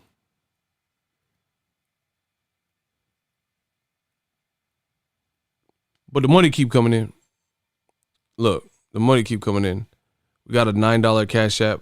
It says just for being 100, Juntao. Okay. I don't necessarily disagree. Block this motherfucker. You wasting my time. I was ready to work. Nah, fuck with you. That was stupid. You made us wait for that. Block him. See, that's why you got blocked. Because that was just stupid. You just wait. You said, hold on, let me type. And you don't even have nothing to argue about. Get rid of him. See, that's why I block him. Block him. Anyway, when they hate, donate. See? I don't see, first of all, if we have a variance in opinion, just listen, I shouldn't have to keep saying this, but if there's a variance in opinion, I'm with that. I'm with that smoke all the time. But when you can't intelligently and factually justify your opinion with fact, with evidence to let us know what makes you feel that way, then we have a problem. He did all that for nothing. He made it sound like he had some good shit for me. I was like, okay, let me get ready for this. And then he said, I don't necessarily disagree. Shut up. You're out of here. Just wasted everybody's time. Icy, he said he slowed the whole chat for some dumb, just to sound smart. Bro, because they know they getting cooked. He said, you claim you're taking down old media and blah, blah. Bro, you did all that for nothing. Okay. Listen, I am not trying to be, listen. I know y'all probably think I know you guys probably think I'm a dick because I'm so blunt and that's just who I am. I try to, consume as much DMs and emails and get back to the fans and see the stuff you send me and all that, right? And I'm not even trying to be rude, but y'all tag me in a lot of shit online, and I need to know right now who the fuck just tagged me in this. I thought, hold on, bro, I thought this was not real. Why is Pacquiao's son looking like Kid and Play? Listen, shout out to the Pacquiaos. Hold on. Who the fuck sent me this? Y'all, bro, why he look like House Party? What's happening here? Why he look like Class Act? Bro, what the fuck is, I thought this was a Photoshop. I swear on everything. I thought this was a Photoshop, but there's more pictures. This is a real picture. I want my son to be like that Kid and Play. Bro, what in the Class Act is this? This shit, Duncan Penderhughes. What are you guys sending me? Bro, look at his shit. He really got the Kid and Play. Cool, buddy. Tyson, I need you on the stage. Oh, yeah. Here come another hype one for ya. Gee. Step back, blow it. Don't always believe what you heard, because right now, bro, what? This is House Party. What the fuck is this? Who sent me this? Bro, he got the Beijing. Bro, what is, I don't even know, bro. This man, the new Duncan Penderhughes, bro. I thought it was a Photoshop, bro. He got the Lego flat top. Just pop that shit on. Okay. Bro, Pacquiao's son ready for this shit. You see what I'm saying? Bro, Pacquiao, yeah, my son, he believe in that Kid and Play. Bro, he really out here. Bro, that's a crispy bro. You black Filipino. You ain't even just Filipino. I have anointed you. You're not just Filipino anymore. You're black Filipino. What in the rush hour 4 is this? Bro, you black Filipino. Let's get it. Shout out to my Pinoy power. Pacquiao's son is out here, bro. His shit crispy. His crop is crispy though. Yeah, my son, he got that high top fade. After I beat Ricky Hatton, like, bro, who just sent this to me? That is Pacquiao's son. Hey, bro, he. They be like, hey, Pacquiao, why'd you get the haircut? My son, he went to my fight and Tony Weeks. They got the same barber, bro. He got the Tony Weeks, bro. I'm getting kind of weak because he got the Tony Weeks flat top. I can't deal with this. Bro, he got the Tony Weeks on. He ready. This shit is hilarious. First it was Sean Porter's shoes, but this shit is hilarious. Your boy Pacquiao's son got the Tony Weeks. That motherfucker got the Captain Planet. Captain Planet, he's a hero. Gonna take pollution down to zero. Captain Planet, he's a hero. Earth, wind, water, heart, pack. Bro, the motherfucker had the heart ring and shit. Looking at it. I'm so done. This is making me weak. Many low-key smashing sisters. Bro, something had bro. Manny was with it, bro. Man, blame it on the goose. Got me feeling loose. Blame it on the alcohol. Bro, he was off that heme. I drank a little Henny, and I want to have plenty. Bro, the Pacquiao's got swag. That's all I know. Bro, I'm ordering his next fight just because of this picture. Bro, I don't care. You can fight Errol, Mikey, Conor McGregor. I'm ordering it because the Pacquiao's with the smoke. Listen, bro, he really got the pencil, the number 2 pencil joint. And he's smiling. He proud of this. And Pacquiao proud. Okay, bro, I fuck with that. I ain't gonna front. I fuck with this. He put the little Murray's in the front. Okay. He got the little Murray's hair grease, laid the little baby hairs down. You feel me? Bro, he got the Tony Weeks. He fresh. I ain't mad at it. Who sent this to me though? One of y'all must pay. I gotta get this off the screen. I'm so sorry. I can't even look at this. Shout out to Darrell Greggs. Bro, that shit. I thought Sean Porter's shoes, that was funny. This Pacquiao, bro, I done the live gates, bro. Pacquiao's son, I think this is the one that rap, bro. I'm about to buy the album. What the fuck? He might have some bars looking like that, bro. He might have bars looking like that. Okay, my man Wavy. He said he looked like Paul Phoenix.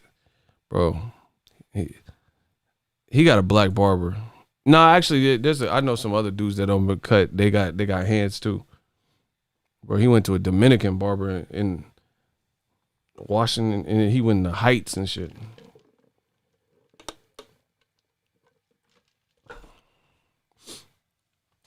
I'm done. Please stop. I don't even want to read these comments because I know they're gonna be funny.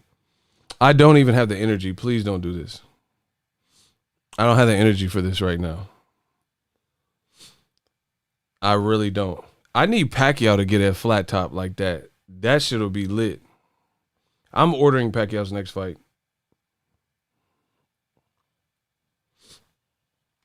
Oh shit, that's funny. Non-stop punches with the bars like Pac. Facts. Maybe he can spit. Bro, that's a real picture.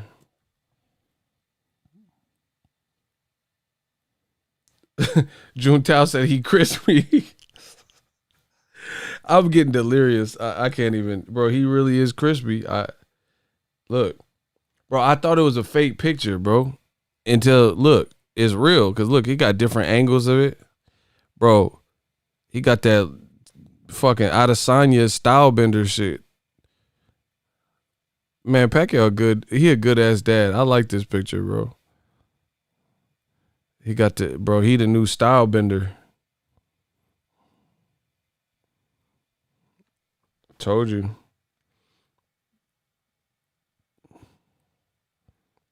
I don't know which one of y'all tagged me in that, but that shit is, bro. Never fuck. Many Adesanya out this motherfucker.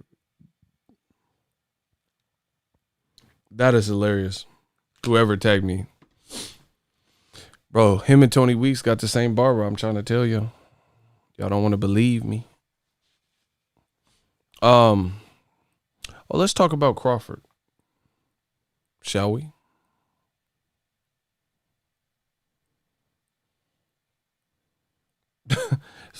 Someone said Pacquiao can't say nothing after that bowl cut he used to rock. That's hilarious. Hold on.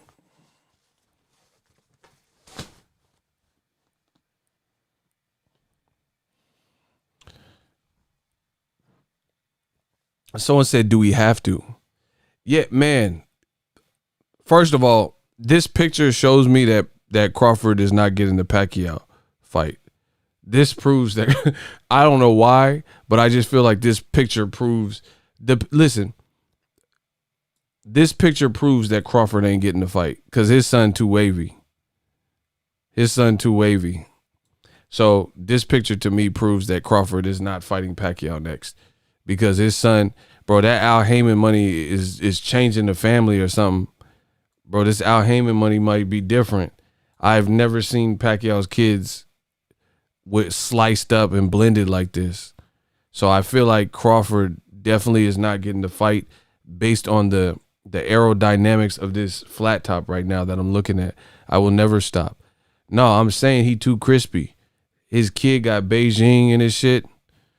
This is too much for Crawford to get the fight. Like this, the Heyman money might be too different. I'm trying to tell y'all, bro. Look at his shit. Bro, it looked like he ran off on the plug twice. He really with the shit. Crawford is not fighting Pacquiao just because of that picture. This man said Earl Dynamics bars. My man Cursor came with bars. Man, Crawford can't get the fight just based on that. The Al Heyman money might be different. That PBC check hit and now his whole son and family turned out. Nah, it's over.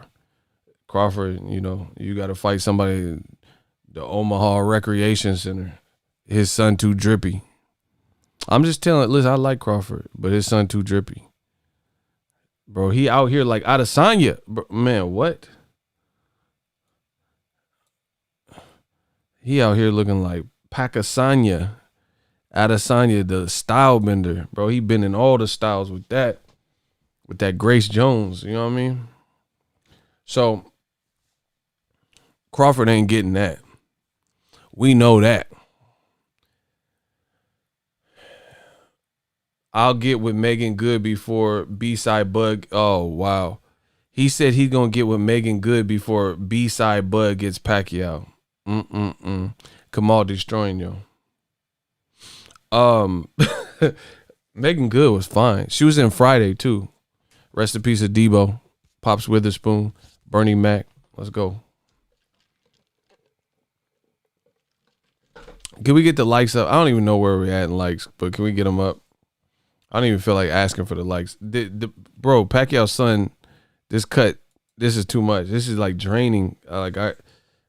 This has drained me of my energy. Like his shit is really crispy. The Duncan Penderhughes is too crispy right now. Bro, that shit look like Lego hair. He the one, for real. He's like, oh, I gotta do it for the last name. He doing it for the surname. He said he doing it for the culture. Fuck it. So I don't know why y'all think y'all gonna defeat me when it comes to talking boxing.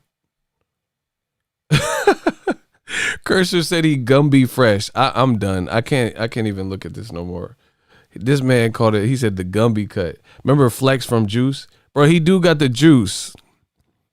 Bro, he got the juice haircut. He out here looking like Blizzard. He out here looking like Avalanche. Blizzard nephew and shit.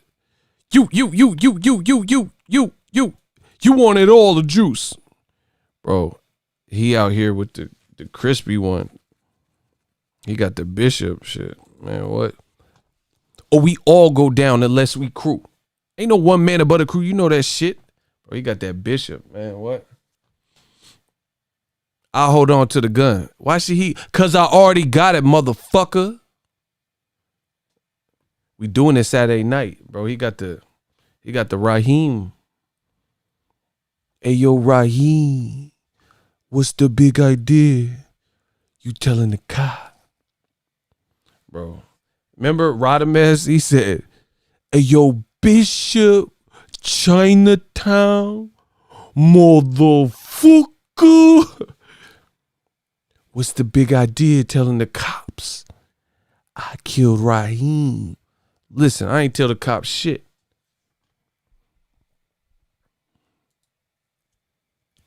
Pac-Man, hey, nah, I'm done. Cursor clap somebody, bang. My man Cursor. My shooters don't miss. They don't miss. Bro, he got the juice. You wanted all the juice. You might have a chance if your shit wasn't so small. Remember Queen Latifah? Isn't that what she said? He said, man, fuck you. You might have a chance if your shit wasn't so small. Next. Yeah. Someone said Gerald off of Hey Arnold. Listen, I can't deal with this. Please stop. He said, got me in here waking the baby. Y'all need to stop, bro. Please just stop. These jokes is funny. This man said Gerald off of Hey Arnold.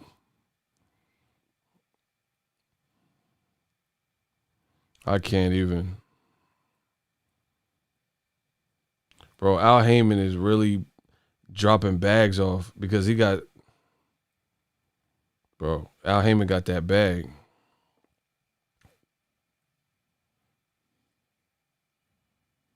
Al Heyman got that.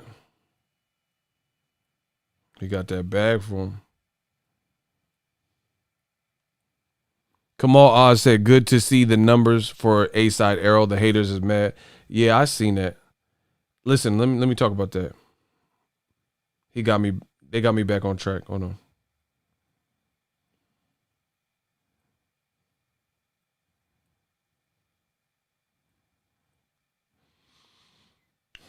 Hold on 1 second, yo. Richmond Brown, excuse me, $8. It says, what is Bud's A-side argument justification? I don't know. You gotta ask Bud that. He the one that believe it. All right, my thing is this. Bud is living fantasies. He is a terrific fighter, and we're always gonna say that. He's a great fighter, but you have to understand that being a great fighter, that's not what this is about, bruh. Bro, the only argument that I've heard from anybody that's making the argument has nothing to do with what this is even about. So we got to talk about this Bud situation. Bro, the arguments that I'm hearing, can y'all get the likes up? Let's go. The arguments that I am hearing have literally nothing to do with what would even make you the A-side. Bud Crawford is a talented fighter. We all know that.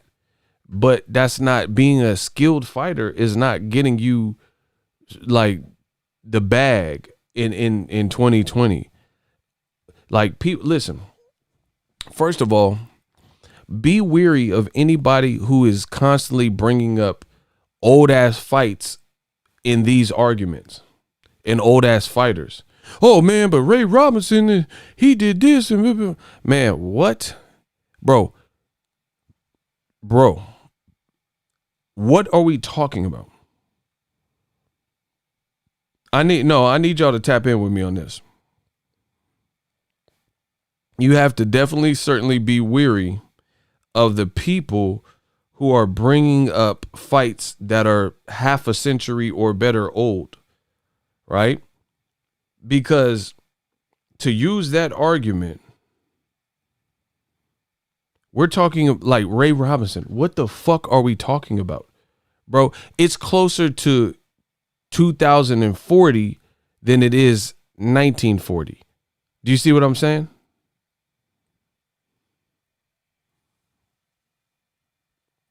I'm going to say it again. We are closer to 2040 than we are to 1940. Ray Robinson was in the 40s, like the 40s, 50s, 60s and shit, that he was prevalent. Why the fuck would we be comparing anything today to what the fuck some other fighter did half century ago or better? To suggest that would suggest that there's been no progress, no forward progress, no evolution, no movement. We've just been at this standstill in boxing, and whatever went on in the 40s, 50s, 60s, 70s, 80s, whatever, is today's standard, which would be ignorant. Ray Robinson, arguably the greatest fighter ever, but he came in his time and he did what he did, and salute to him. But that has nothing to do with 2020 boxing. Do you know? Okay, so when I was growing up, my family had a VHS player, a VCR, right? Do you know anybody who watches VHS tapes on the reg? Or do they have Netflix? And I wasn't even alive in the 40s, 50s, 60s, 70s. You know what I'm saying? So that wasn't even way back when Ray Robinson was even fighting. You see what I'm saying? I wasn't even alive when he was fighting. So something like VHS players, VCRs, that's not even, no one even uses, even CDs. I had CDs, like in high school, I had CDs and shit. Nobody even has CDs anymore. We are in a different time, people. So people always trying to liken boxing to some old ass shit that okay. If you are from a record playing generation or a CD player generation or a Walkman generation, cassette tapes or Betamax, that's what's up. God bless you. What the fuck does that have to do with Spotify, Tidal, Apple Music, and where we're at right now? You dig? Like, so you think boxing it didn't evolve? It just stayed, you know what I'm saying? It just stayed in the same spot. There was no progress, good or bad. Whether you like it or not, you got to admit it. You got to admit the changes. You know, see, me, one thing that I feel like I'll always be successful, God willing, is because I'm a chameleon. I know how to adapt. I can adapt to any climate, any temperature, whatever you're trying to do, I'm trying to do. You know what I'm saying? I move the needle, you know? That's why I've been on this platform for so long. You can't be on YouTube as long as I've been on consistently with no breaks, no lapse of employment, and just straight through full-time creator for as long as I've been doing it without some level of something. You'll get passed on. I've seen a lot of people come and go in this business, especially boxing. It's not lucrative enough. You're not making enough. You have a kid and, you know, it's not worth the amount of energy you have to put in. You don't know boxing, so you didn't get a fan base, you know, whatever. Shout out to Juntao the Great, $5. Appreciate you. Bob created Bud by giving him cans to kick around. Wow. Bud got full of himself and Bob gave him a reality check. Big facts. Rashid Mohammed, $2. That's a great comments. Great comments.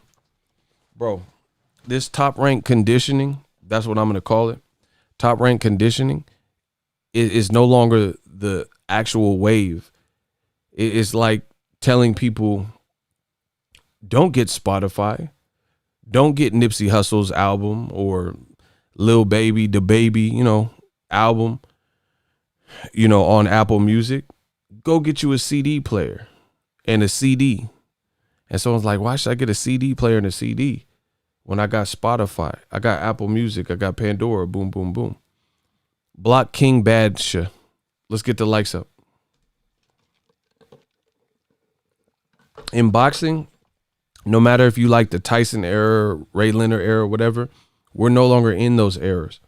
We are literally months out from Floyd Mayweather fighting a fucking YouTuber.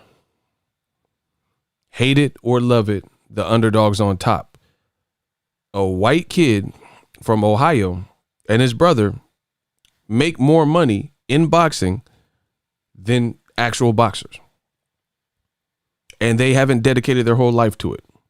But they've dedicated, the last couple of years to it. That's the reality. That's the time. Floyd, you could say whatever you want. Oh, you're bullshit. I didn't say I'm agreeing to anything. I don't even really care about the Floyd Logan Paul fight. If we're being honest, I'll watch it, whatever.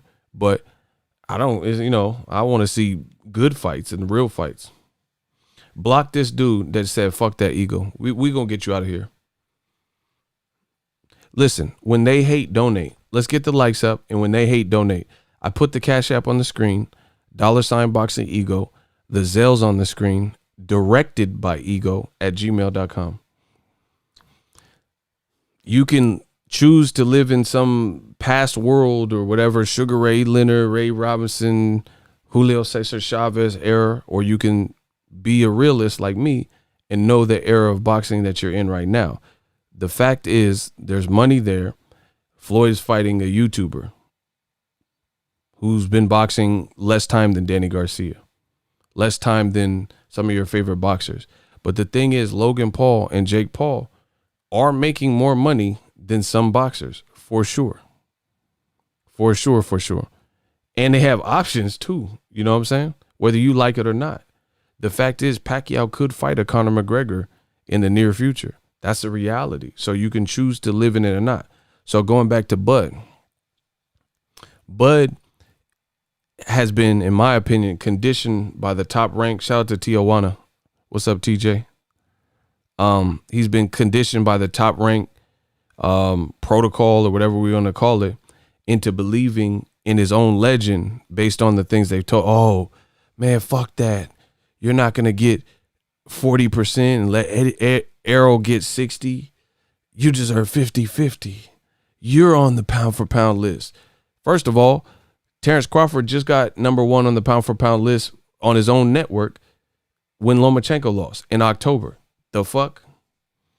So the whole time I was telling you, like after he became undisputed, and I was telling you Terrence Crawford was the #1 pound for pound, all of y'all haters and old media rejected it. They did not put Crawford #1 on the ESPN pound for pound list until 2 months ago when a white fighter from Ukraine, Lomachenko, didn't do shit for 6-7 rounds versus Teofimo and lost. Now all of a sudden Crawford's feeling himself because they find, bro, Crawford is living in a delusional world. You're hyped because ESPN is putting you up #1 pound for pound. You just got there according to them. Meanwhile, the people you're probably ostracizing, like myself and others, been saying you were #1 pound for pound.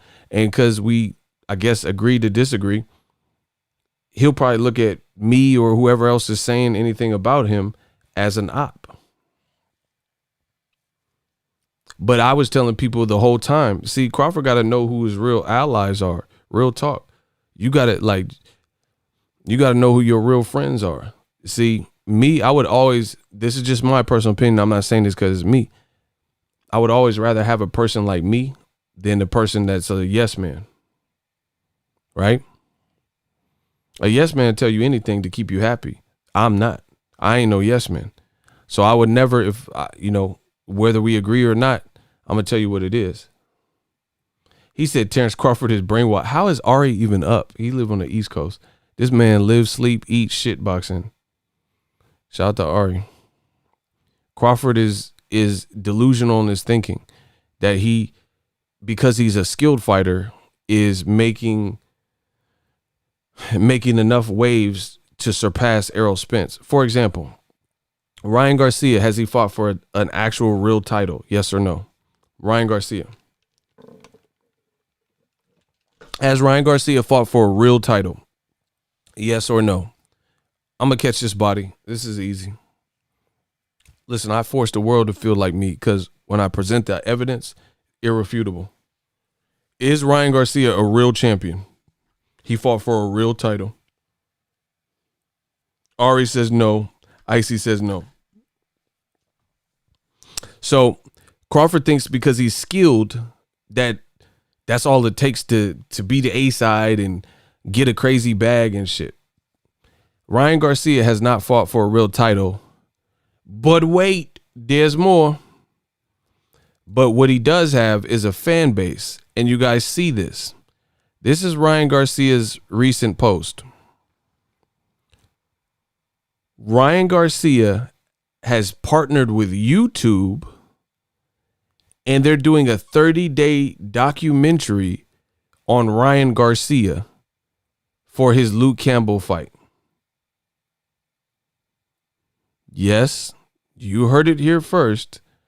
Ryan Garcia has partnered with YouTube, the company, YouTube Originals, streaming for free December 16th. 30 days with Ryan Garcia. So because he has promoted himself well, no title. Keep that in mind. People have questions about him leaving his chin in the air, closing his eyes, and different stuff like that. And I like Ryan. I think Ryan's a good fighter. Continue to build. But what I'm saying is he's not a real champion, but he got a partnership with YouTube, right? And they're doing a documentary on him. And really, this kid, I give him props because he kind of started from the mud. Like, bro, he made the world kind of pay attention to him with them fucking videos and the body shield. He just did an interview cold as balls with Kevin Hart. It don't matter what the caption said. Someone said it said fighter of a generation. Man, I don't know about all that, but it don't matter. He promoting himself right, bro. That's it. Jake Paul, Logan Paul, they're promoting themselves good. Errol Spence, they're doing a great job promoting themselves. Errol Spence, he different though, because he's an actual fighter and he's actually a champion. And I'll talk about the Ryan shit. I'll make a separate video about that. But how is YouTube doing a better documentary? Because it actually looks dope. I'm gonna watch it. The Ryan Garcia YouTube documentary looks better than DAZN's promotion. That's very suspect. It's suspect that YouTube is putting together an original series and docu-series that's better than Ryan's own promoters, Golden Boy and DAZN, his own streaming platform. But I'll save that for another video. But shout out to Ryan on his new deal with YouTube. That's big. Terrence Crawford been up here since 2014 kicking ass at a high level with Gamboa and Ricky Burns, and he ain't never been on no deal like with YouTube. Either he didn't want to, or they didn't see the same interest, or he didn't promote himself, or whatever the case is. I've never seen something like that for Crawford, ever.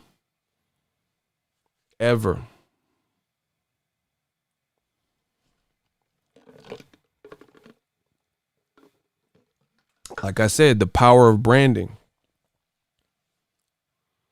Like Andy Ruiz, his shit lit now, but before the Joshua fight, that's what really catapulted him.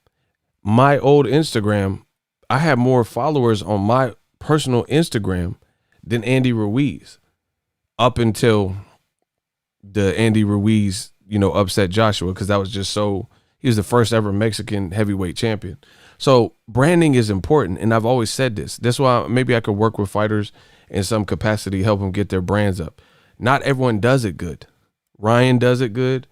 Obviously, Errol is doing it good based on putting merchandise out. He's still himself, but people are gravitating to him. He has a good street team of people that keep him buzzing. His skill set, PBC, they've done a good job with him. Terrence Crawford, it hasn't been the same, bro. It hasn't been the same. Listen, I'm gonna say something that makes a whole lot of sense. I was checking for Crawford before I was checking for Errol. Who agrees with that statement?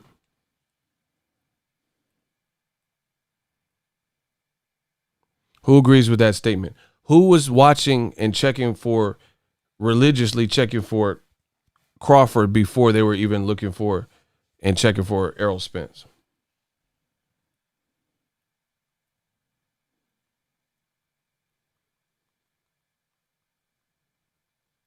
Ari said the same thing. Anybody else? Boss Red. Okay, so there's a couple people. He said, I heard you said it before, and I agree. Because I'm a real person, and this is how I really think. I was watching and looking forward to Crawford fights well before Errol Spence was really on the radar like that. Because he was not fighting. Crawford was fighting on HBO. Main events. Errol Spence wasn't at that time in 2014. But the crazy thing is, in a shorter space of time, Errol, his team, Derek James, the state of Texas, PBC, collectively, they all pitched in and did their part.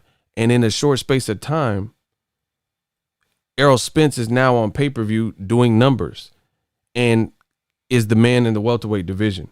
But we've been watching, a lot of us, as you can see from the responses, a lot of us been watching Crawford way before we were even turned on to Errol Spence and his fight style or whatever. That has to tell you something. I think the same goes for Demetrius Andrade. Andrade was fighting on HBO against Vanes Martirosyan and looking impressive, even though he got dropped in that fight. I knew about him before I knew who the fuck the Charlos were. But in a short space of time, two guys from Houston, Texas have done a lot for their brand and put on the performances and the fights that they needed, that they've surpassed Andrade. And now people are talking more about the Charlos and what they're doing and following them on Instagram and those different things than Demetrius Andrade. Branding is important. Branding is important. Teofimo, he wasn't even a pro when Terrence Crawford beat Gamboa. Do you guys understand that? And in this short space of time, it's looking pretty lit for him. Edgar Berlanga. I mean, he hasn't fought the same competition, but what I'm saying is the trajectory looks like it's there. Like they talking about Rican Day parades with Tio and Berlanga, who's Puerto Rican. You know what I'm saying? Ryan Garcia, I just showed you, he's getting a special with YouTube. Branding is important. Meanwhile, Crawford's been here. If I told you I didn't know who Errol Spence was like that when I first started watching Crawford, then I didn't even know who the fuck Ryan Garcia was, because the motherfucker was probably 12 years old or some shit. You know what I mean? So the way you and your team have moved you has put you on a certain trajectory. People see the skill and he's passing the eye test, but at the same time, it leaves more to be desired. And that being said, when you're put up against someone who in a shorter space of time has lapped you promotionally and business wise, it just doesn't put you in the driver's seat of negotiations. Tank wasn't even on TV yet. Another great example from my man, Prince Savage.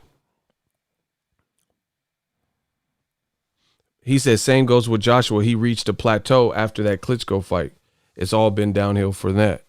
That's true. That's a good one.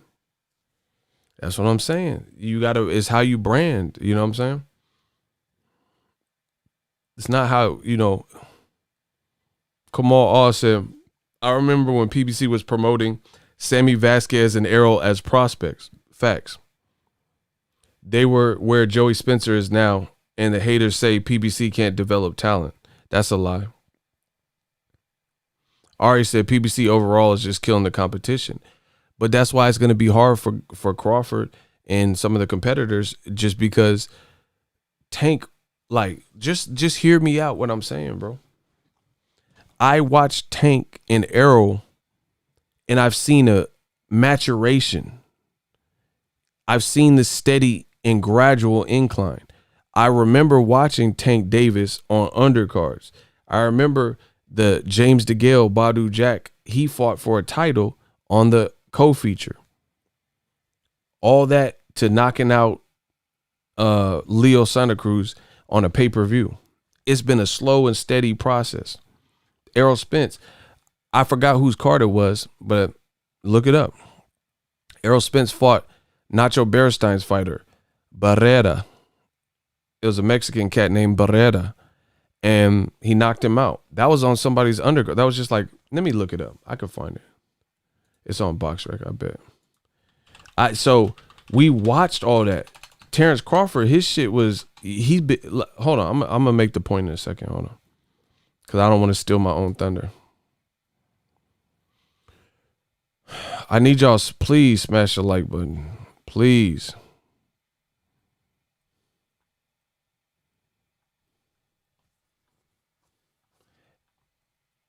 Hey.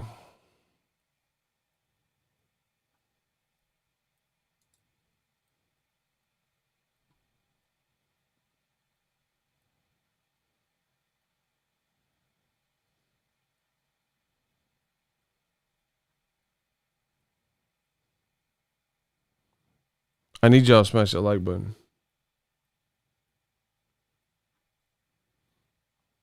Actually, I don't know. Maybe this wasn't an undercard, but it don't matter. Here's the same thing.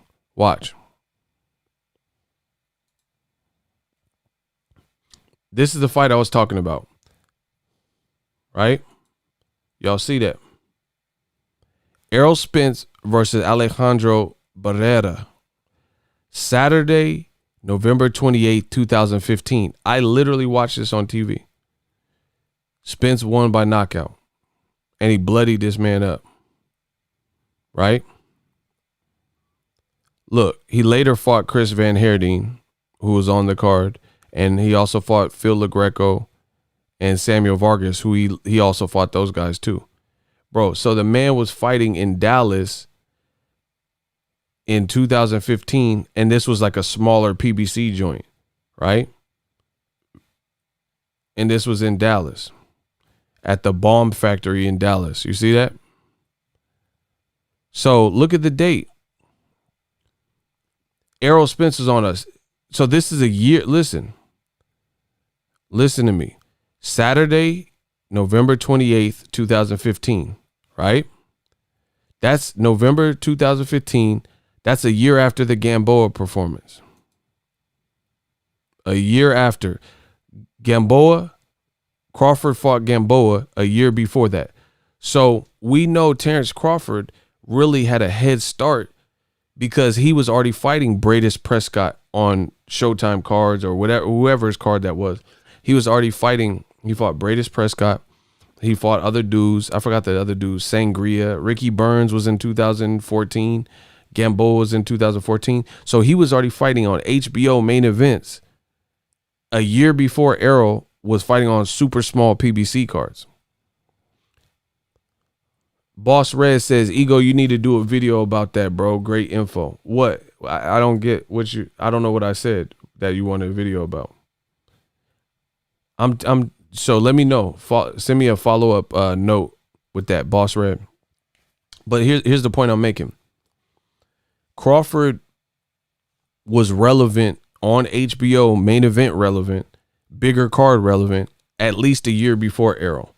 But in a shorter space of time, with a lot less appearances, look at where they're at business-wise, probably making money-wise, ownership of their business-wise. Errol Spence, it says Man Down Promotions when he fights.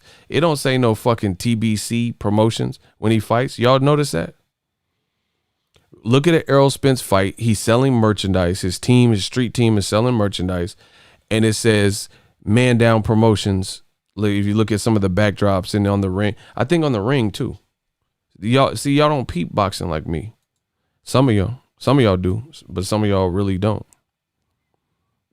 Some of y'all fucking don't.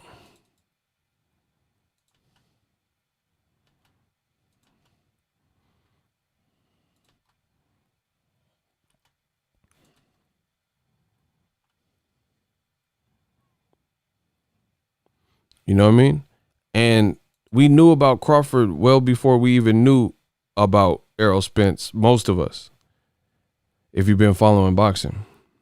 But they branded him totally different, and we've seen that rise to success, a slow and steady process and dedication to the brand, and that's what it is.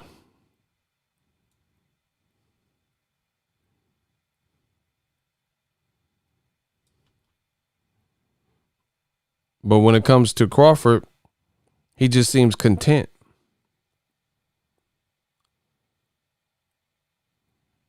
He seems kind of content. Like, you know what I'm saying? Like he seems content with certain things being just done for him or whatever.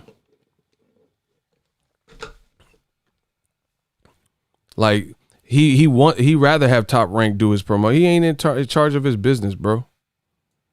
He rather have Top Rank do the promotion and not get a cut of it.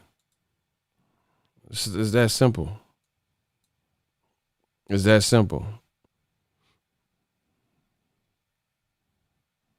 He's not in charge of his business like that. Like he's content with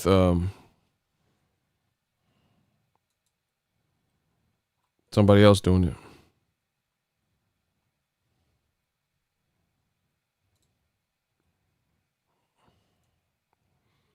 Oh, y'all want me to prove it?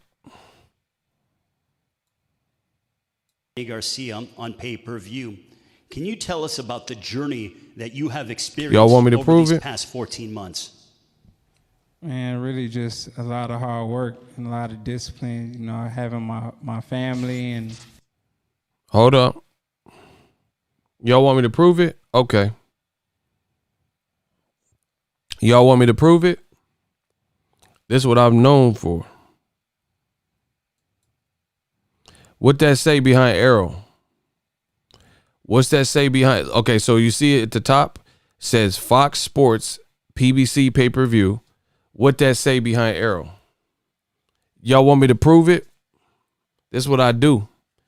What you see? It says TGB promotion in green. What that say behind Arrow? Y'all want me to prove it? Yeah. It says right behind Arrow, and big as fuck. It's damn near bigger than the TGB one, to be honest. It said Man Down Promotions, right? And it has him making Kell Brook take a knee. This is at the press conference. This is the video that we got clearance from PBC. My parents and my coach and what that say behind him? One friends and it say Man Down Promotions. I proved it in less than 60 seconds. It'd be over 60 seconds. Boss Red said about Arrow, Tank, Wilder have surpassed fighters old media put on the pedestal. I got a lot of videos like that coming. We about to destroy the rest of old media, what they think they doing. Bro, it says Man Down Promotions. That's what it says.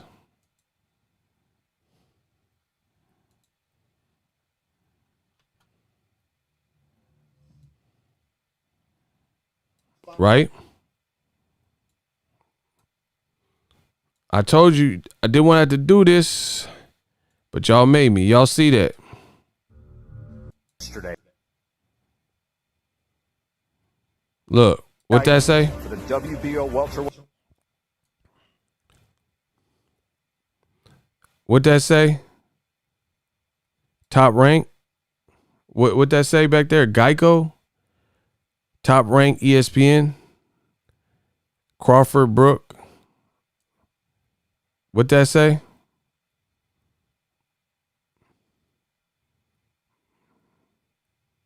ESPN? Who else?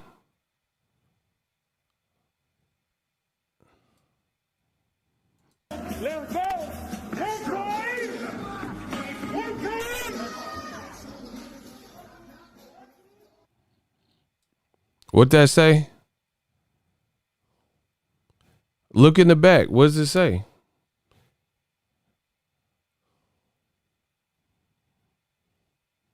It say ESPN, live on ESPN, Crawford Brook, Saturday.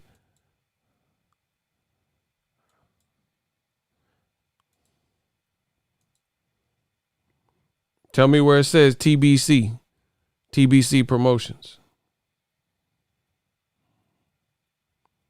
Or anything to do with him. Or his logo or anything. Outside of on his team's apparel. And for some reason, I guess Crawford thinks PBC is the ops. Ain't that funny? Ownership. I'm on this shit. I'm on this shit. I said ownership. I'm on this shit. I'm on this shit. Bars. We after ownership. Every outside of the the inherent YouTube cut that YouTube takes, I don't have no middleman. I don't work for no company. Every I get to touch every dime outside of what YouTube takes as their cut. YouTube, every dime goes through me. YouTube takes out their initial cut like they do for all creators. Every dime that I make on YouTube goes directly to me, barring what YouTube takes as their cut. Because, obviously it's their platform and, they got a popping platform. And Bud, he think, oh, you YouTubers and people don't know nothing. I know I don't have nobody run through my pockets. That's what I do know. I know these cash apps coming through. That's what I know. And I don't have Bob or whoever else, Eddie Hearn, whoever else running through my pockets. That's what I do know. And, I know I get to do what I love doing. And I got peace of mind. That's what I know. So, like, you have to understand, like, okay, let's break this down simply. Let's say you make a meal from a boxing.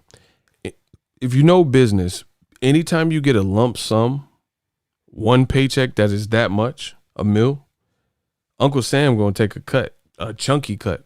Let's say 45%.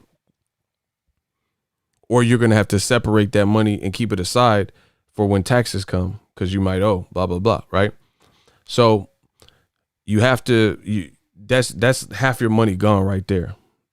So let's say you had $600K. You had a cool $600K, right? But what about your trainer? Let's say he got 10% of the $600K that you have left. Or maybe it's off of the 10% off of the total that you netted, the gross. 10% off $600K, what is that? $60K. But if it's off the total gross, how much is that? $100K. So let's say just to train you, if that's your agreement, 10%, you already paid Uncle Sam 45%. If you do like a kind of a standard 10%, you might owe your trainer $60K, $100K for training you. Oh, wait. But then you look at Bomac is also Terrence Crawford's manager. So maybe he gets more than 10%. Because not only is he training you, he's also managing you. I don't know how much their agreement is, but let's say y'all tell me how much. How much would a manager get paid? So if if you take 10% of $600K, $60,000, how much y'all think on top of the 10% is the manager gonna get? I'm gonna let the fans help.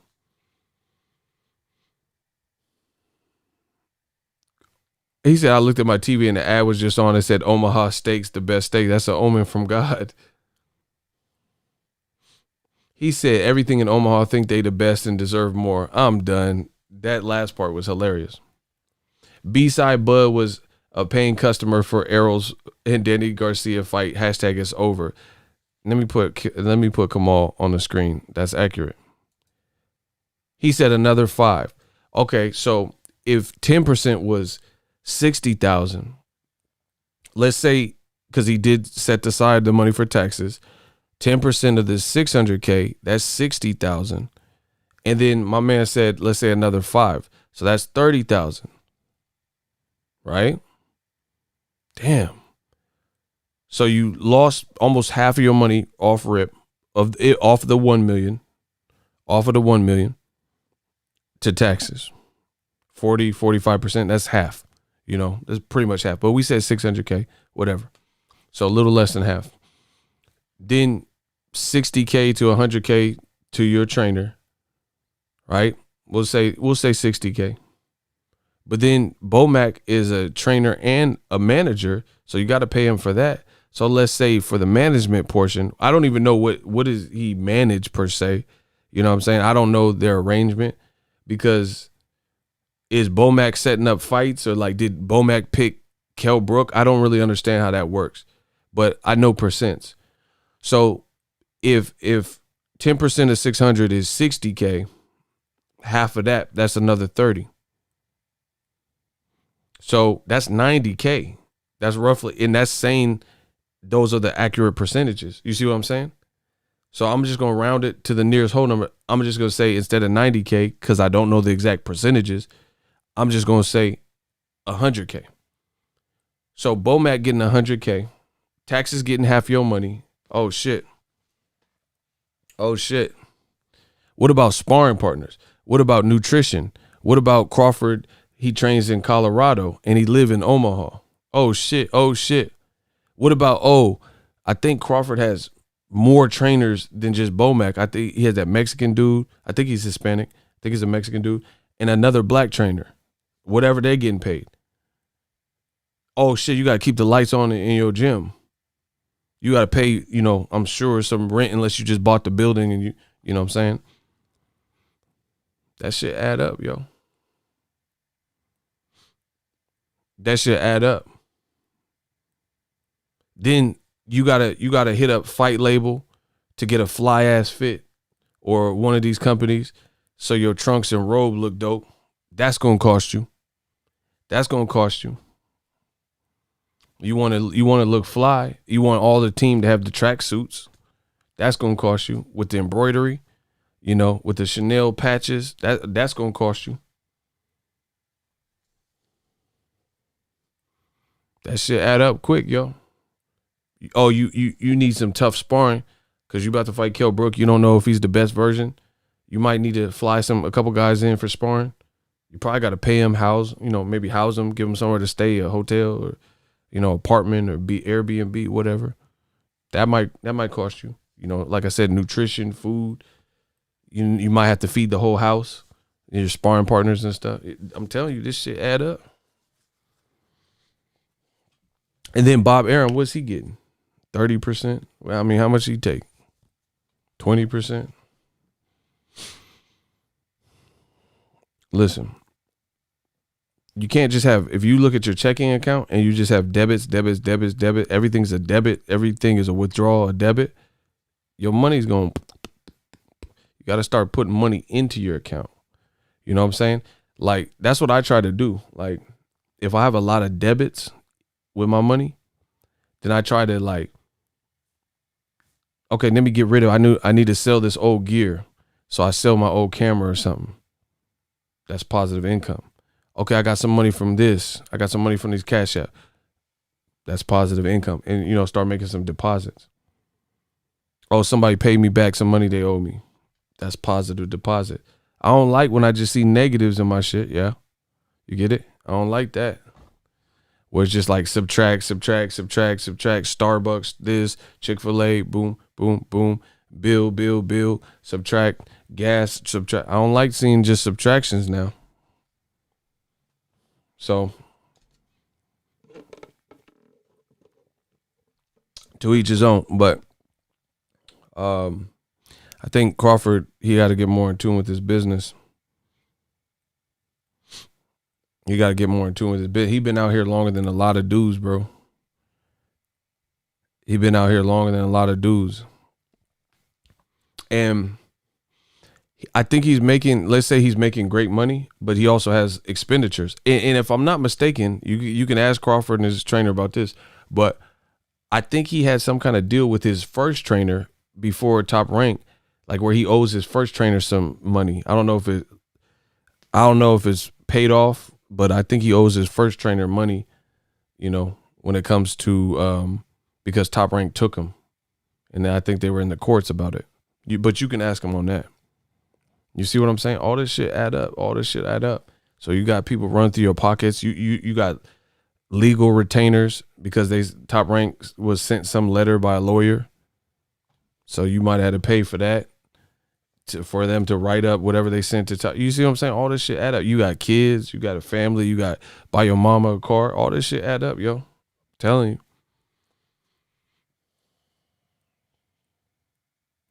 All this shit add up.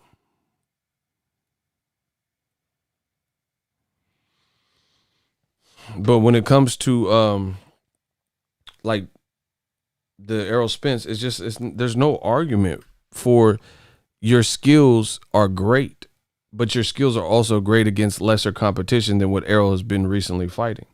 You see what I'm saying? Like here's an example. Crawford, that's why I said Crawford has to really come to the table if see what the next move is going to be. If Errol fought everybody Crawford fought at welterweight, does he lose? If so, what fight?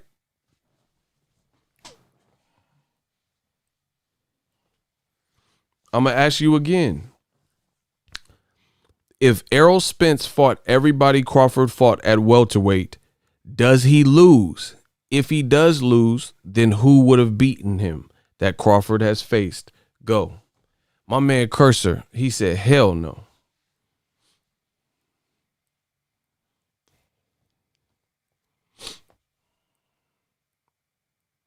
My man Kamal said he don't even break a sweat, bro.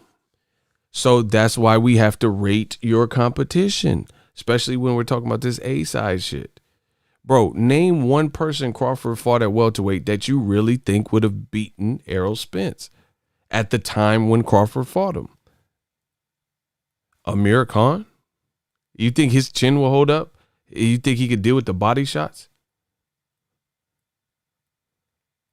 There's no way I could see Khan stopping Errol Spence. He just took hard shots from Danny and Sean Porter. So Khan would have to box perfect for 12 rounds after being decimated by Canelo. Jose Benavidez lost his mobility after 5 rounds. He looked like started to flatten out. Bro, you're a sitting duck. Errol Spence had good strength later in the fight still. You see what I'm saying? That would have been bad if Benavidez ain't really mobile like that. Jeff Horn, hell no. Mean Machine, hell no. I don't see it. So Crawford, he's kind of on his high horse. He on his bro. Amir will get bodied. Kell Brook, Errol already beat him 3 years prior. Do you think that version? Hold on. So here's a good question. Errol already whooped Kell Brook and stopped him 3 years before Crawford. So do you think that version of Kell Brook from 2-3 weeks ago, when he got hit with one shot and just folded, do you think that version of that version of Kell could fuck with Errol? That version of Kell, when he already fought more in prime version, you think that version of Kell would have came back and extracted revenge on Errol Spence Jr., a guy that already was too much for him in 2017? I mean, come on. It doesn't even make sense, bro.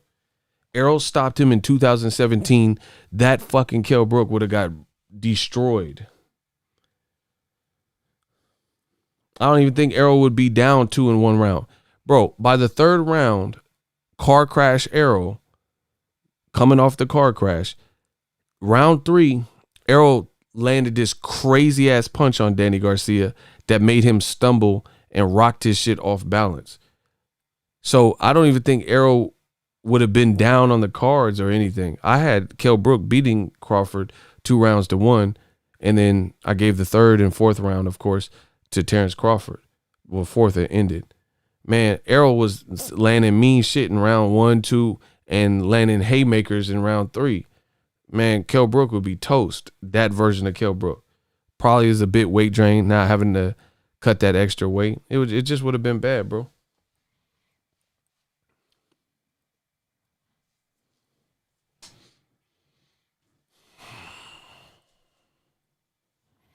It would have been bad, bro.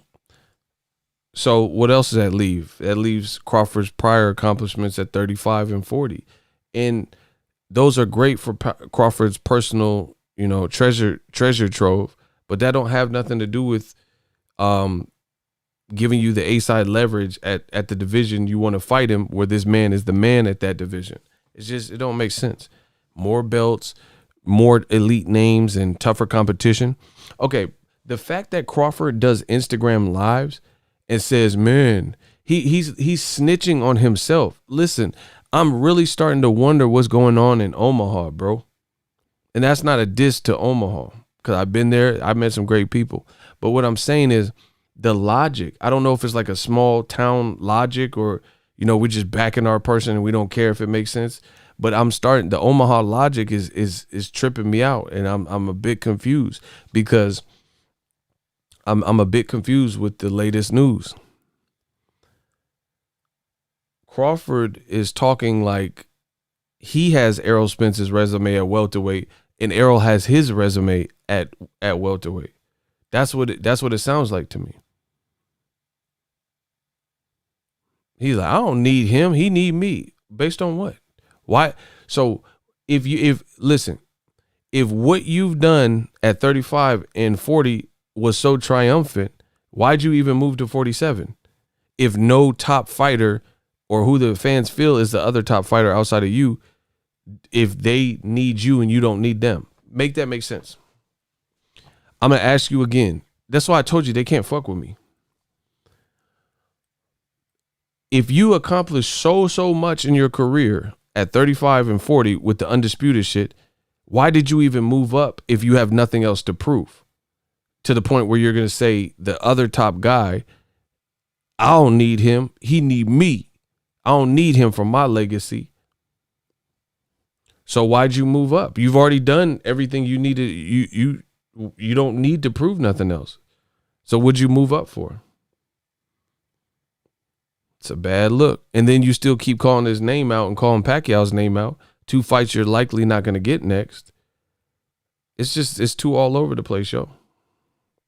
Rashid Mohammed, he said, this man is working, support the grind. Absolutely. I'm definitely grinding. Told you. It's just nonsensical. It's nonsensical things being said. Why did you move up to this division full of killers and you don't need nobody? Because if you don't need Errol, then that means you don't need Keith Thurman. You don't need guys that Errol beat like Danny Garcia and Sean Porter. So what are you here for? You see how stupid it sounds? Why are you at 147 if you don't need the other top dog? He needs you. What is your purpose of being at this division? If you've already accomplished so much and you've done so much in your career already and you have nothing to prove, then what'd you even move to 47 for? It's not making sense. And it sounds like an insecurity with Crawford because he knows, because he's snitching on himself and telling on himself when he's getting on Instagram Live saying, man, y'all keep bagging on my resume. Y'all keep roasting my resume. So that shows you that he hears you. He hears the fans that are kicking up dust and creating a commotion over the resume, but he's acting like he doesn't understand it.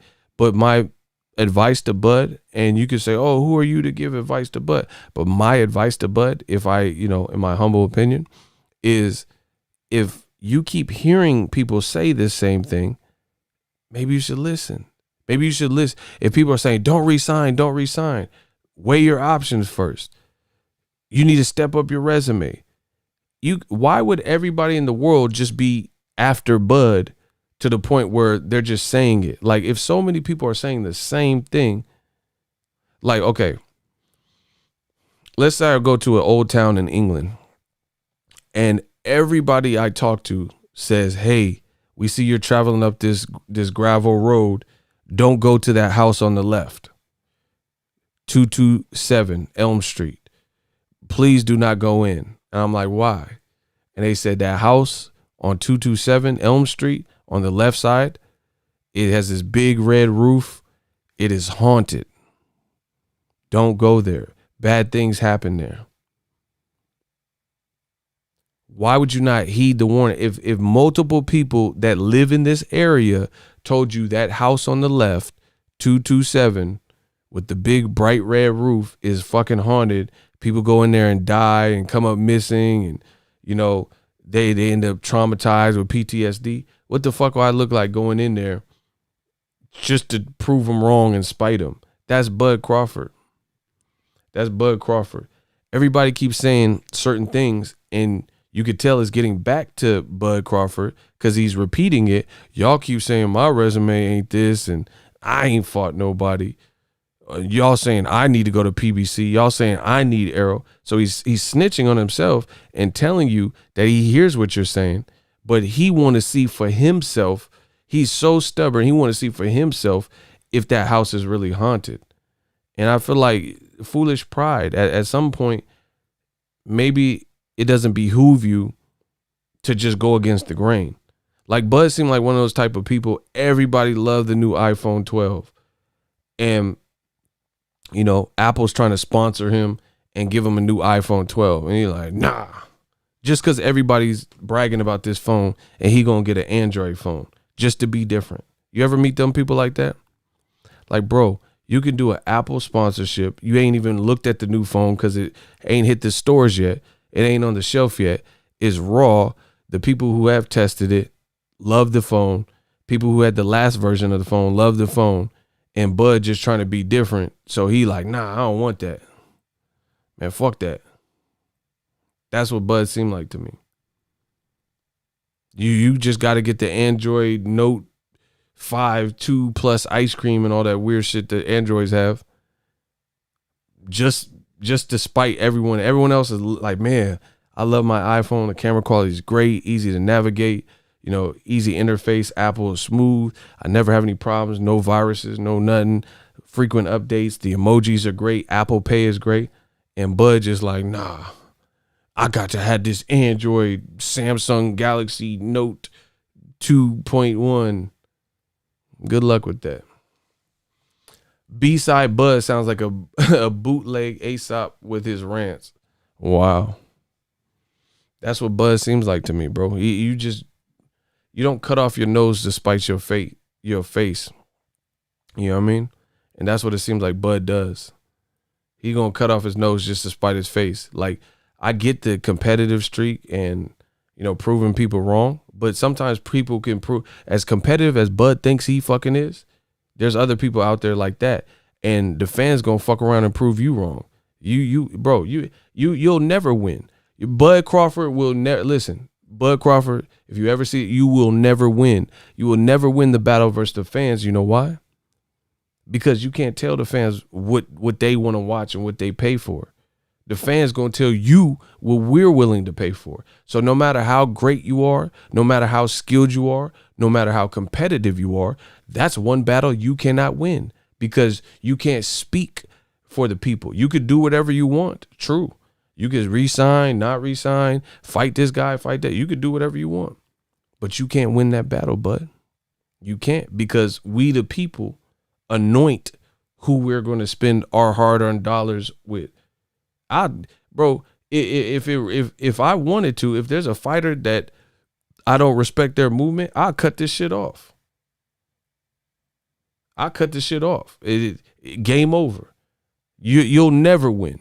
You'll never win. And I'm not threatening Bud because I'm going to keep fucking with his career, you know, but he got to make different decisions. You see what I'm saying? But I'm saying if there was a fighter that the way they moving, like Tyson Fury, perfect example. I told you on my channel, I'm going to do a Tyson Fury blackout if he don't fight Wilder.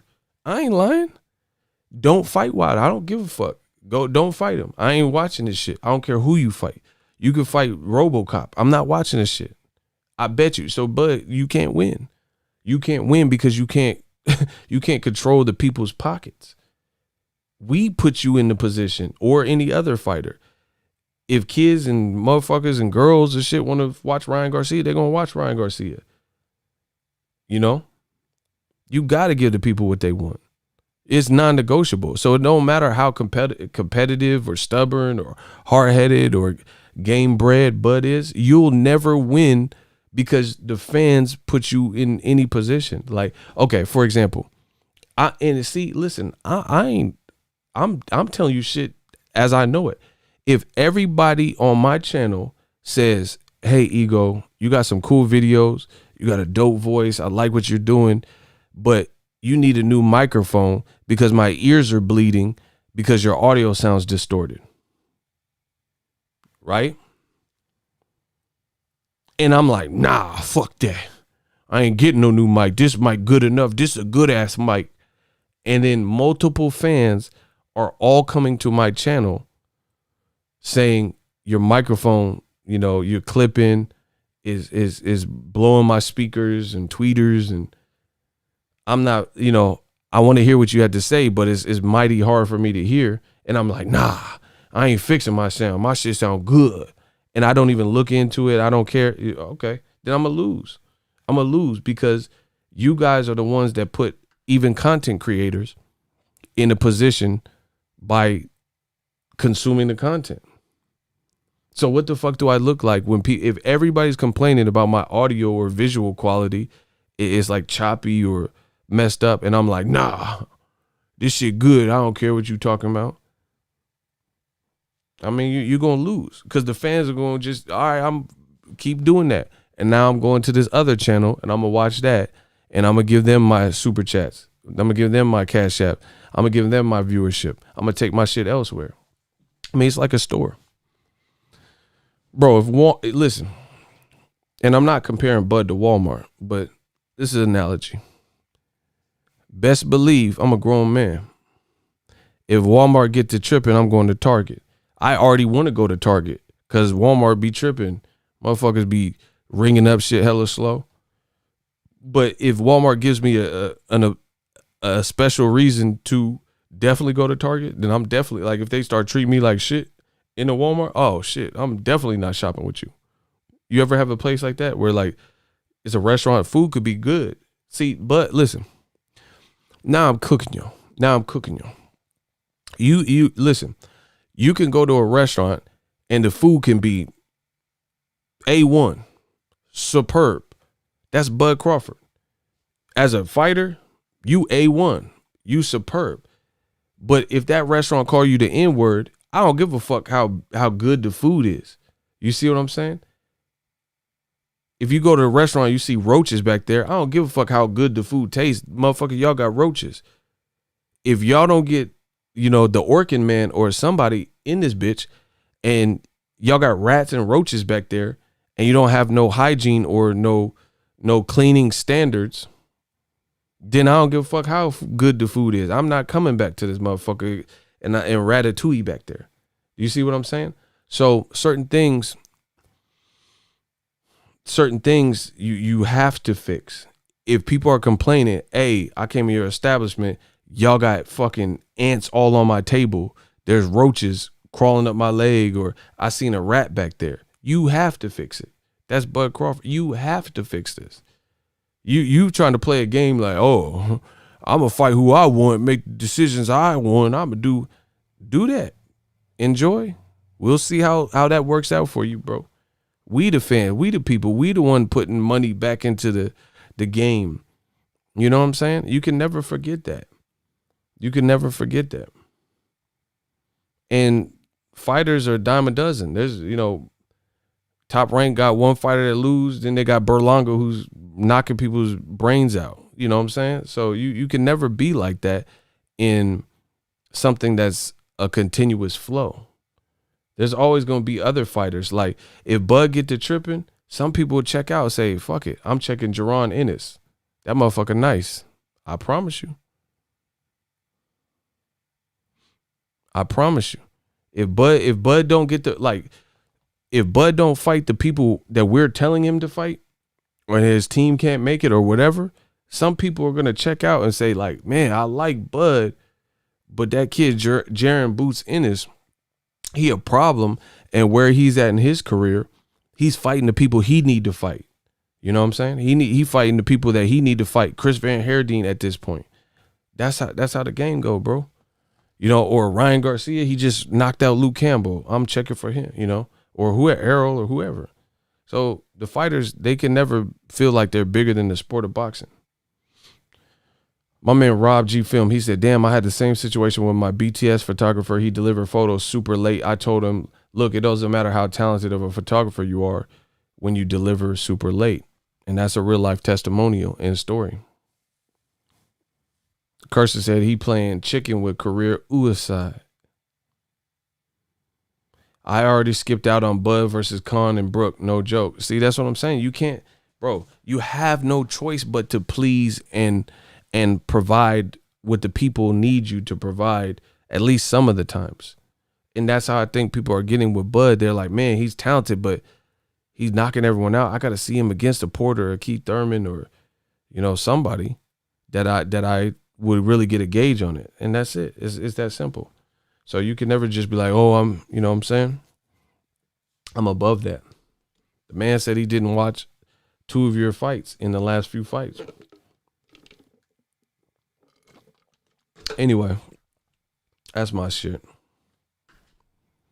I'm getting out of here. Appreciate you guys for tuning in and listening to me. I think the whole thing with Bud is it's disappointing. It's the level of stubbornness and not listening and hearing, but not like understanding. I think that's why people are frustrated, because it's like, you know what Bud reminds me of? And I'm being real. I'm so real. Bud is reminding me of the people that you scream at in a horror movie. You see what I'm saying? Like, you know, you be watching a horror movie and then the lead character, they fight Michael Myers, hit him with a lamp, boom, he falls on the ground. He's quote unquote dead. And they go sit on the bed. Instead of leaving the house, they sit on the bed with their back turned and this motherfucker Michael Myers on the ground and shit. And then they're like, that was a close one, man. And then you slowly see Michael Myers start rising up from the dead and shit to get back on him. You know what I'm saying? And then the people like, what are you doing? Go. He's up. He's up. He's up. That's how we looking at Bud, bro. Like, get out. Run, motherfucker. Run. Like, that's how we looking at Bud, bro. Like the character in the movie, okay, you got Michael Myers on the ground. That's cool. But don't just sit on the bed waiting for the motherfucker to and get right back up. We screaming at the movie screen, Bud. You know what I'm saying? Run! Ricky! We screaming at the movie. And Bud like, no, fuck that. I'm finna fight Michael Myers again. Oh my gosh, Bud. Bro, why? Why fight Michael Myers again? But like, bro, some people they own worst enemies and shit. Yeah, if I got to give me a Michael Myers twice, I got to get him twice. Bro, you could just leave the house though. You know what I'm saying?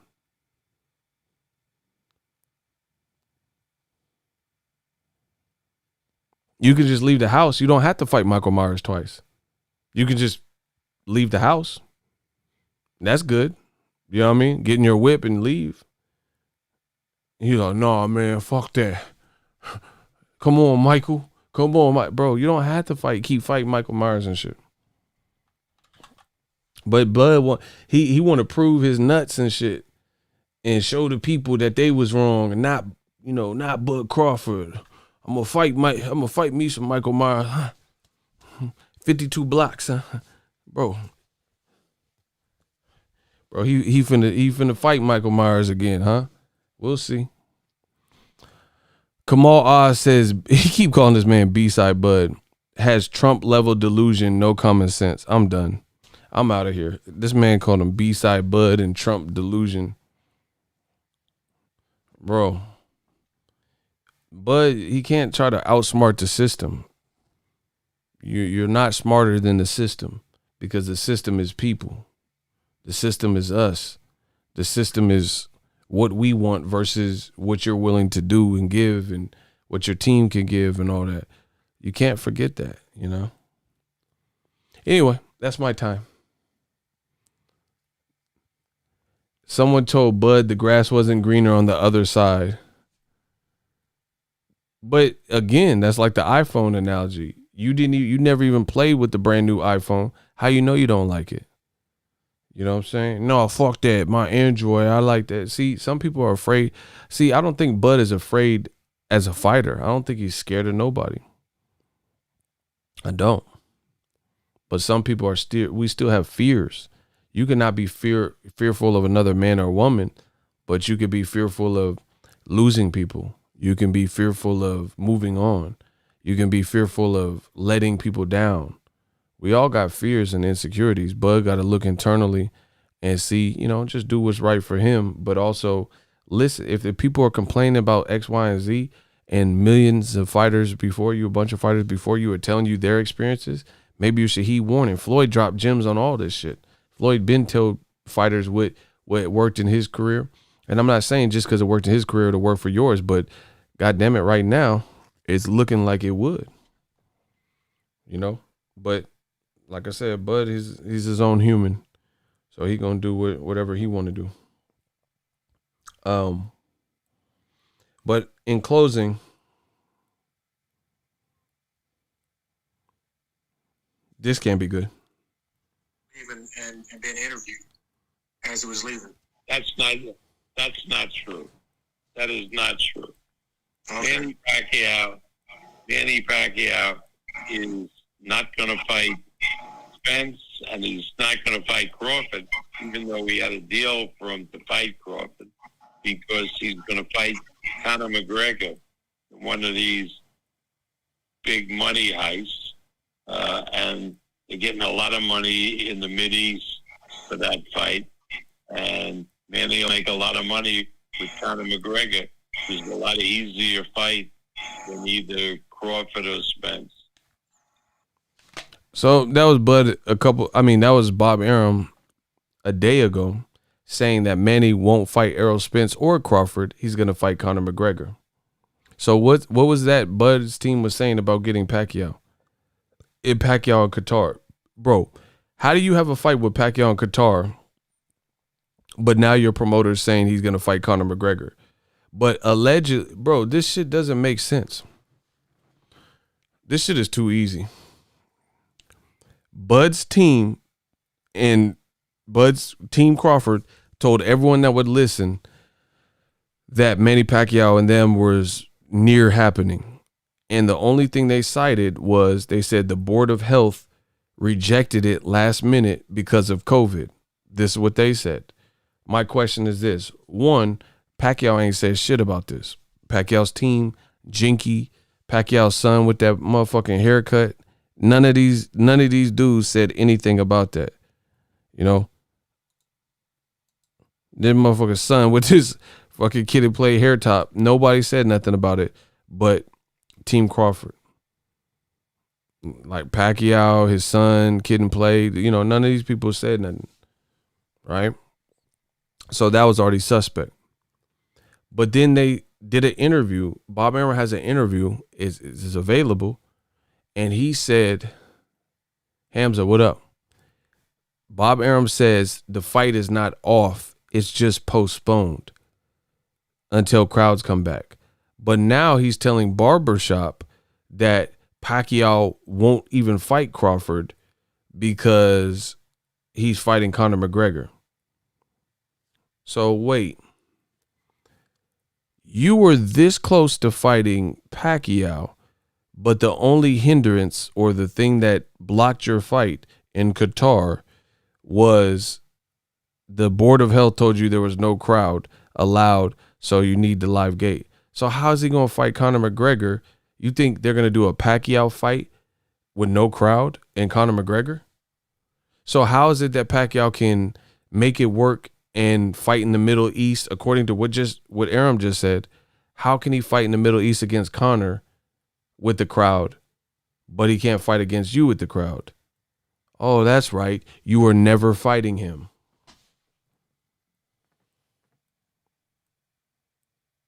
Oh, that's right. You never had the Pacquiao fight. I'm going to play it one last time. I'm sick of kicking y'all ass. I'm sick of being right. Not going to fight Manny Pacquiao is not going to fight Spence, and he's not going to fight Crawford, even though we had a deal for him to fight Crawford, because he's going to fight Conor McGregor, one of these big money heists, and they're getting a lot of money in the Mideast for that fight, and Manny will make a lot of money. He said they're getting a lot of money in the Middle East. So I thought you had a fight for him in the Middle East, in Qatar. So how's according to Aram now, Pacquiao is fighting Conor McGregor? What changed? I thought he wanted to fight Crawford in the Middle East. So now all of a sudden he switched gears and want to fight Conor McGregor in the Middle East? But you said the fight wasn't off, it was just postponed. Man, get these dudes out of here, bro. I'm done. Y'all wasting my fucking time now. Peace.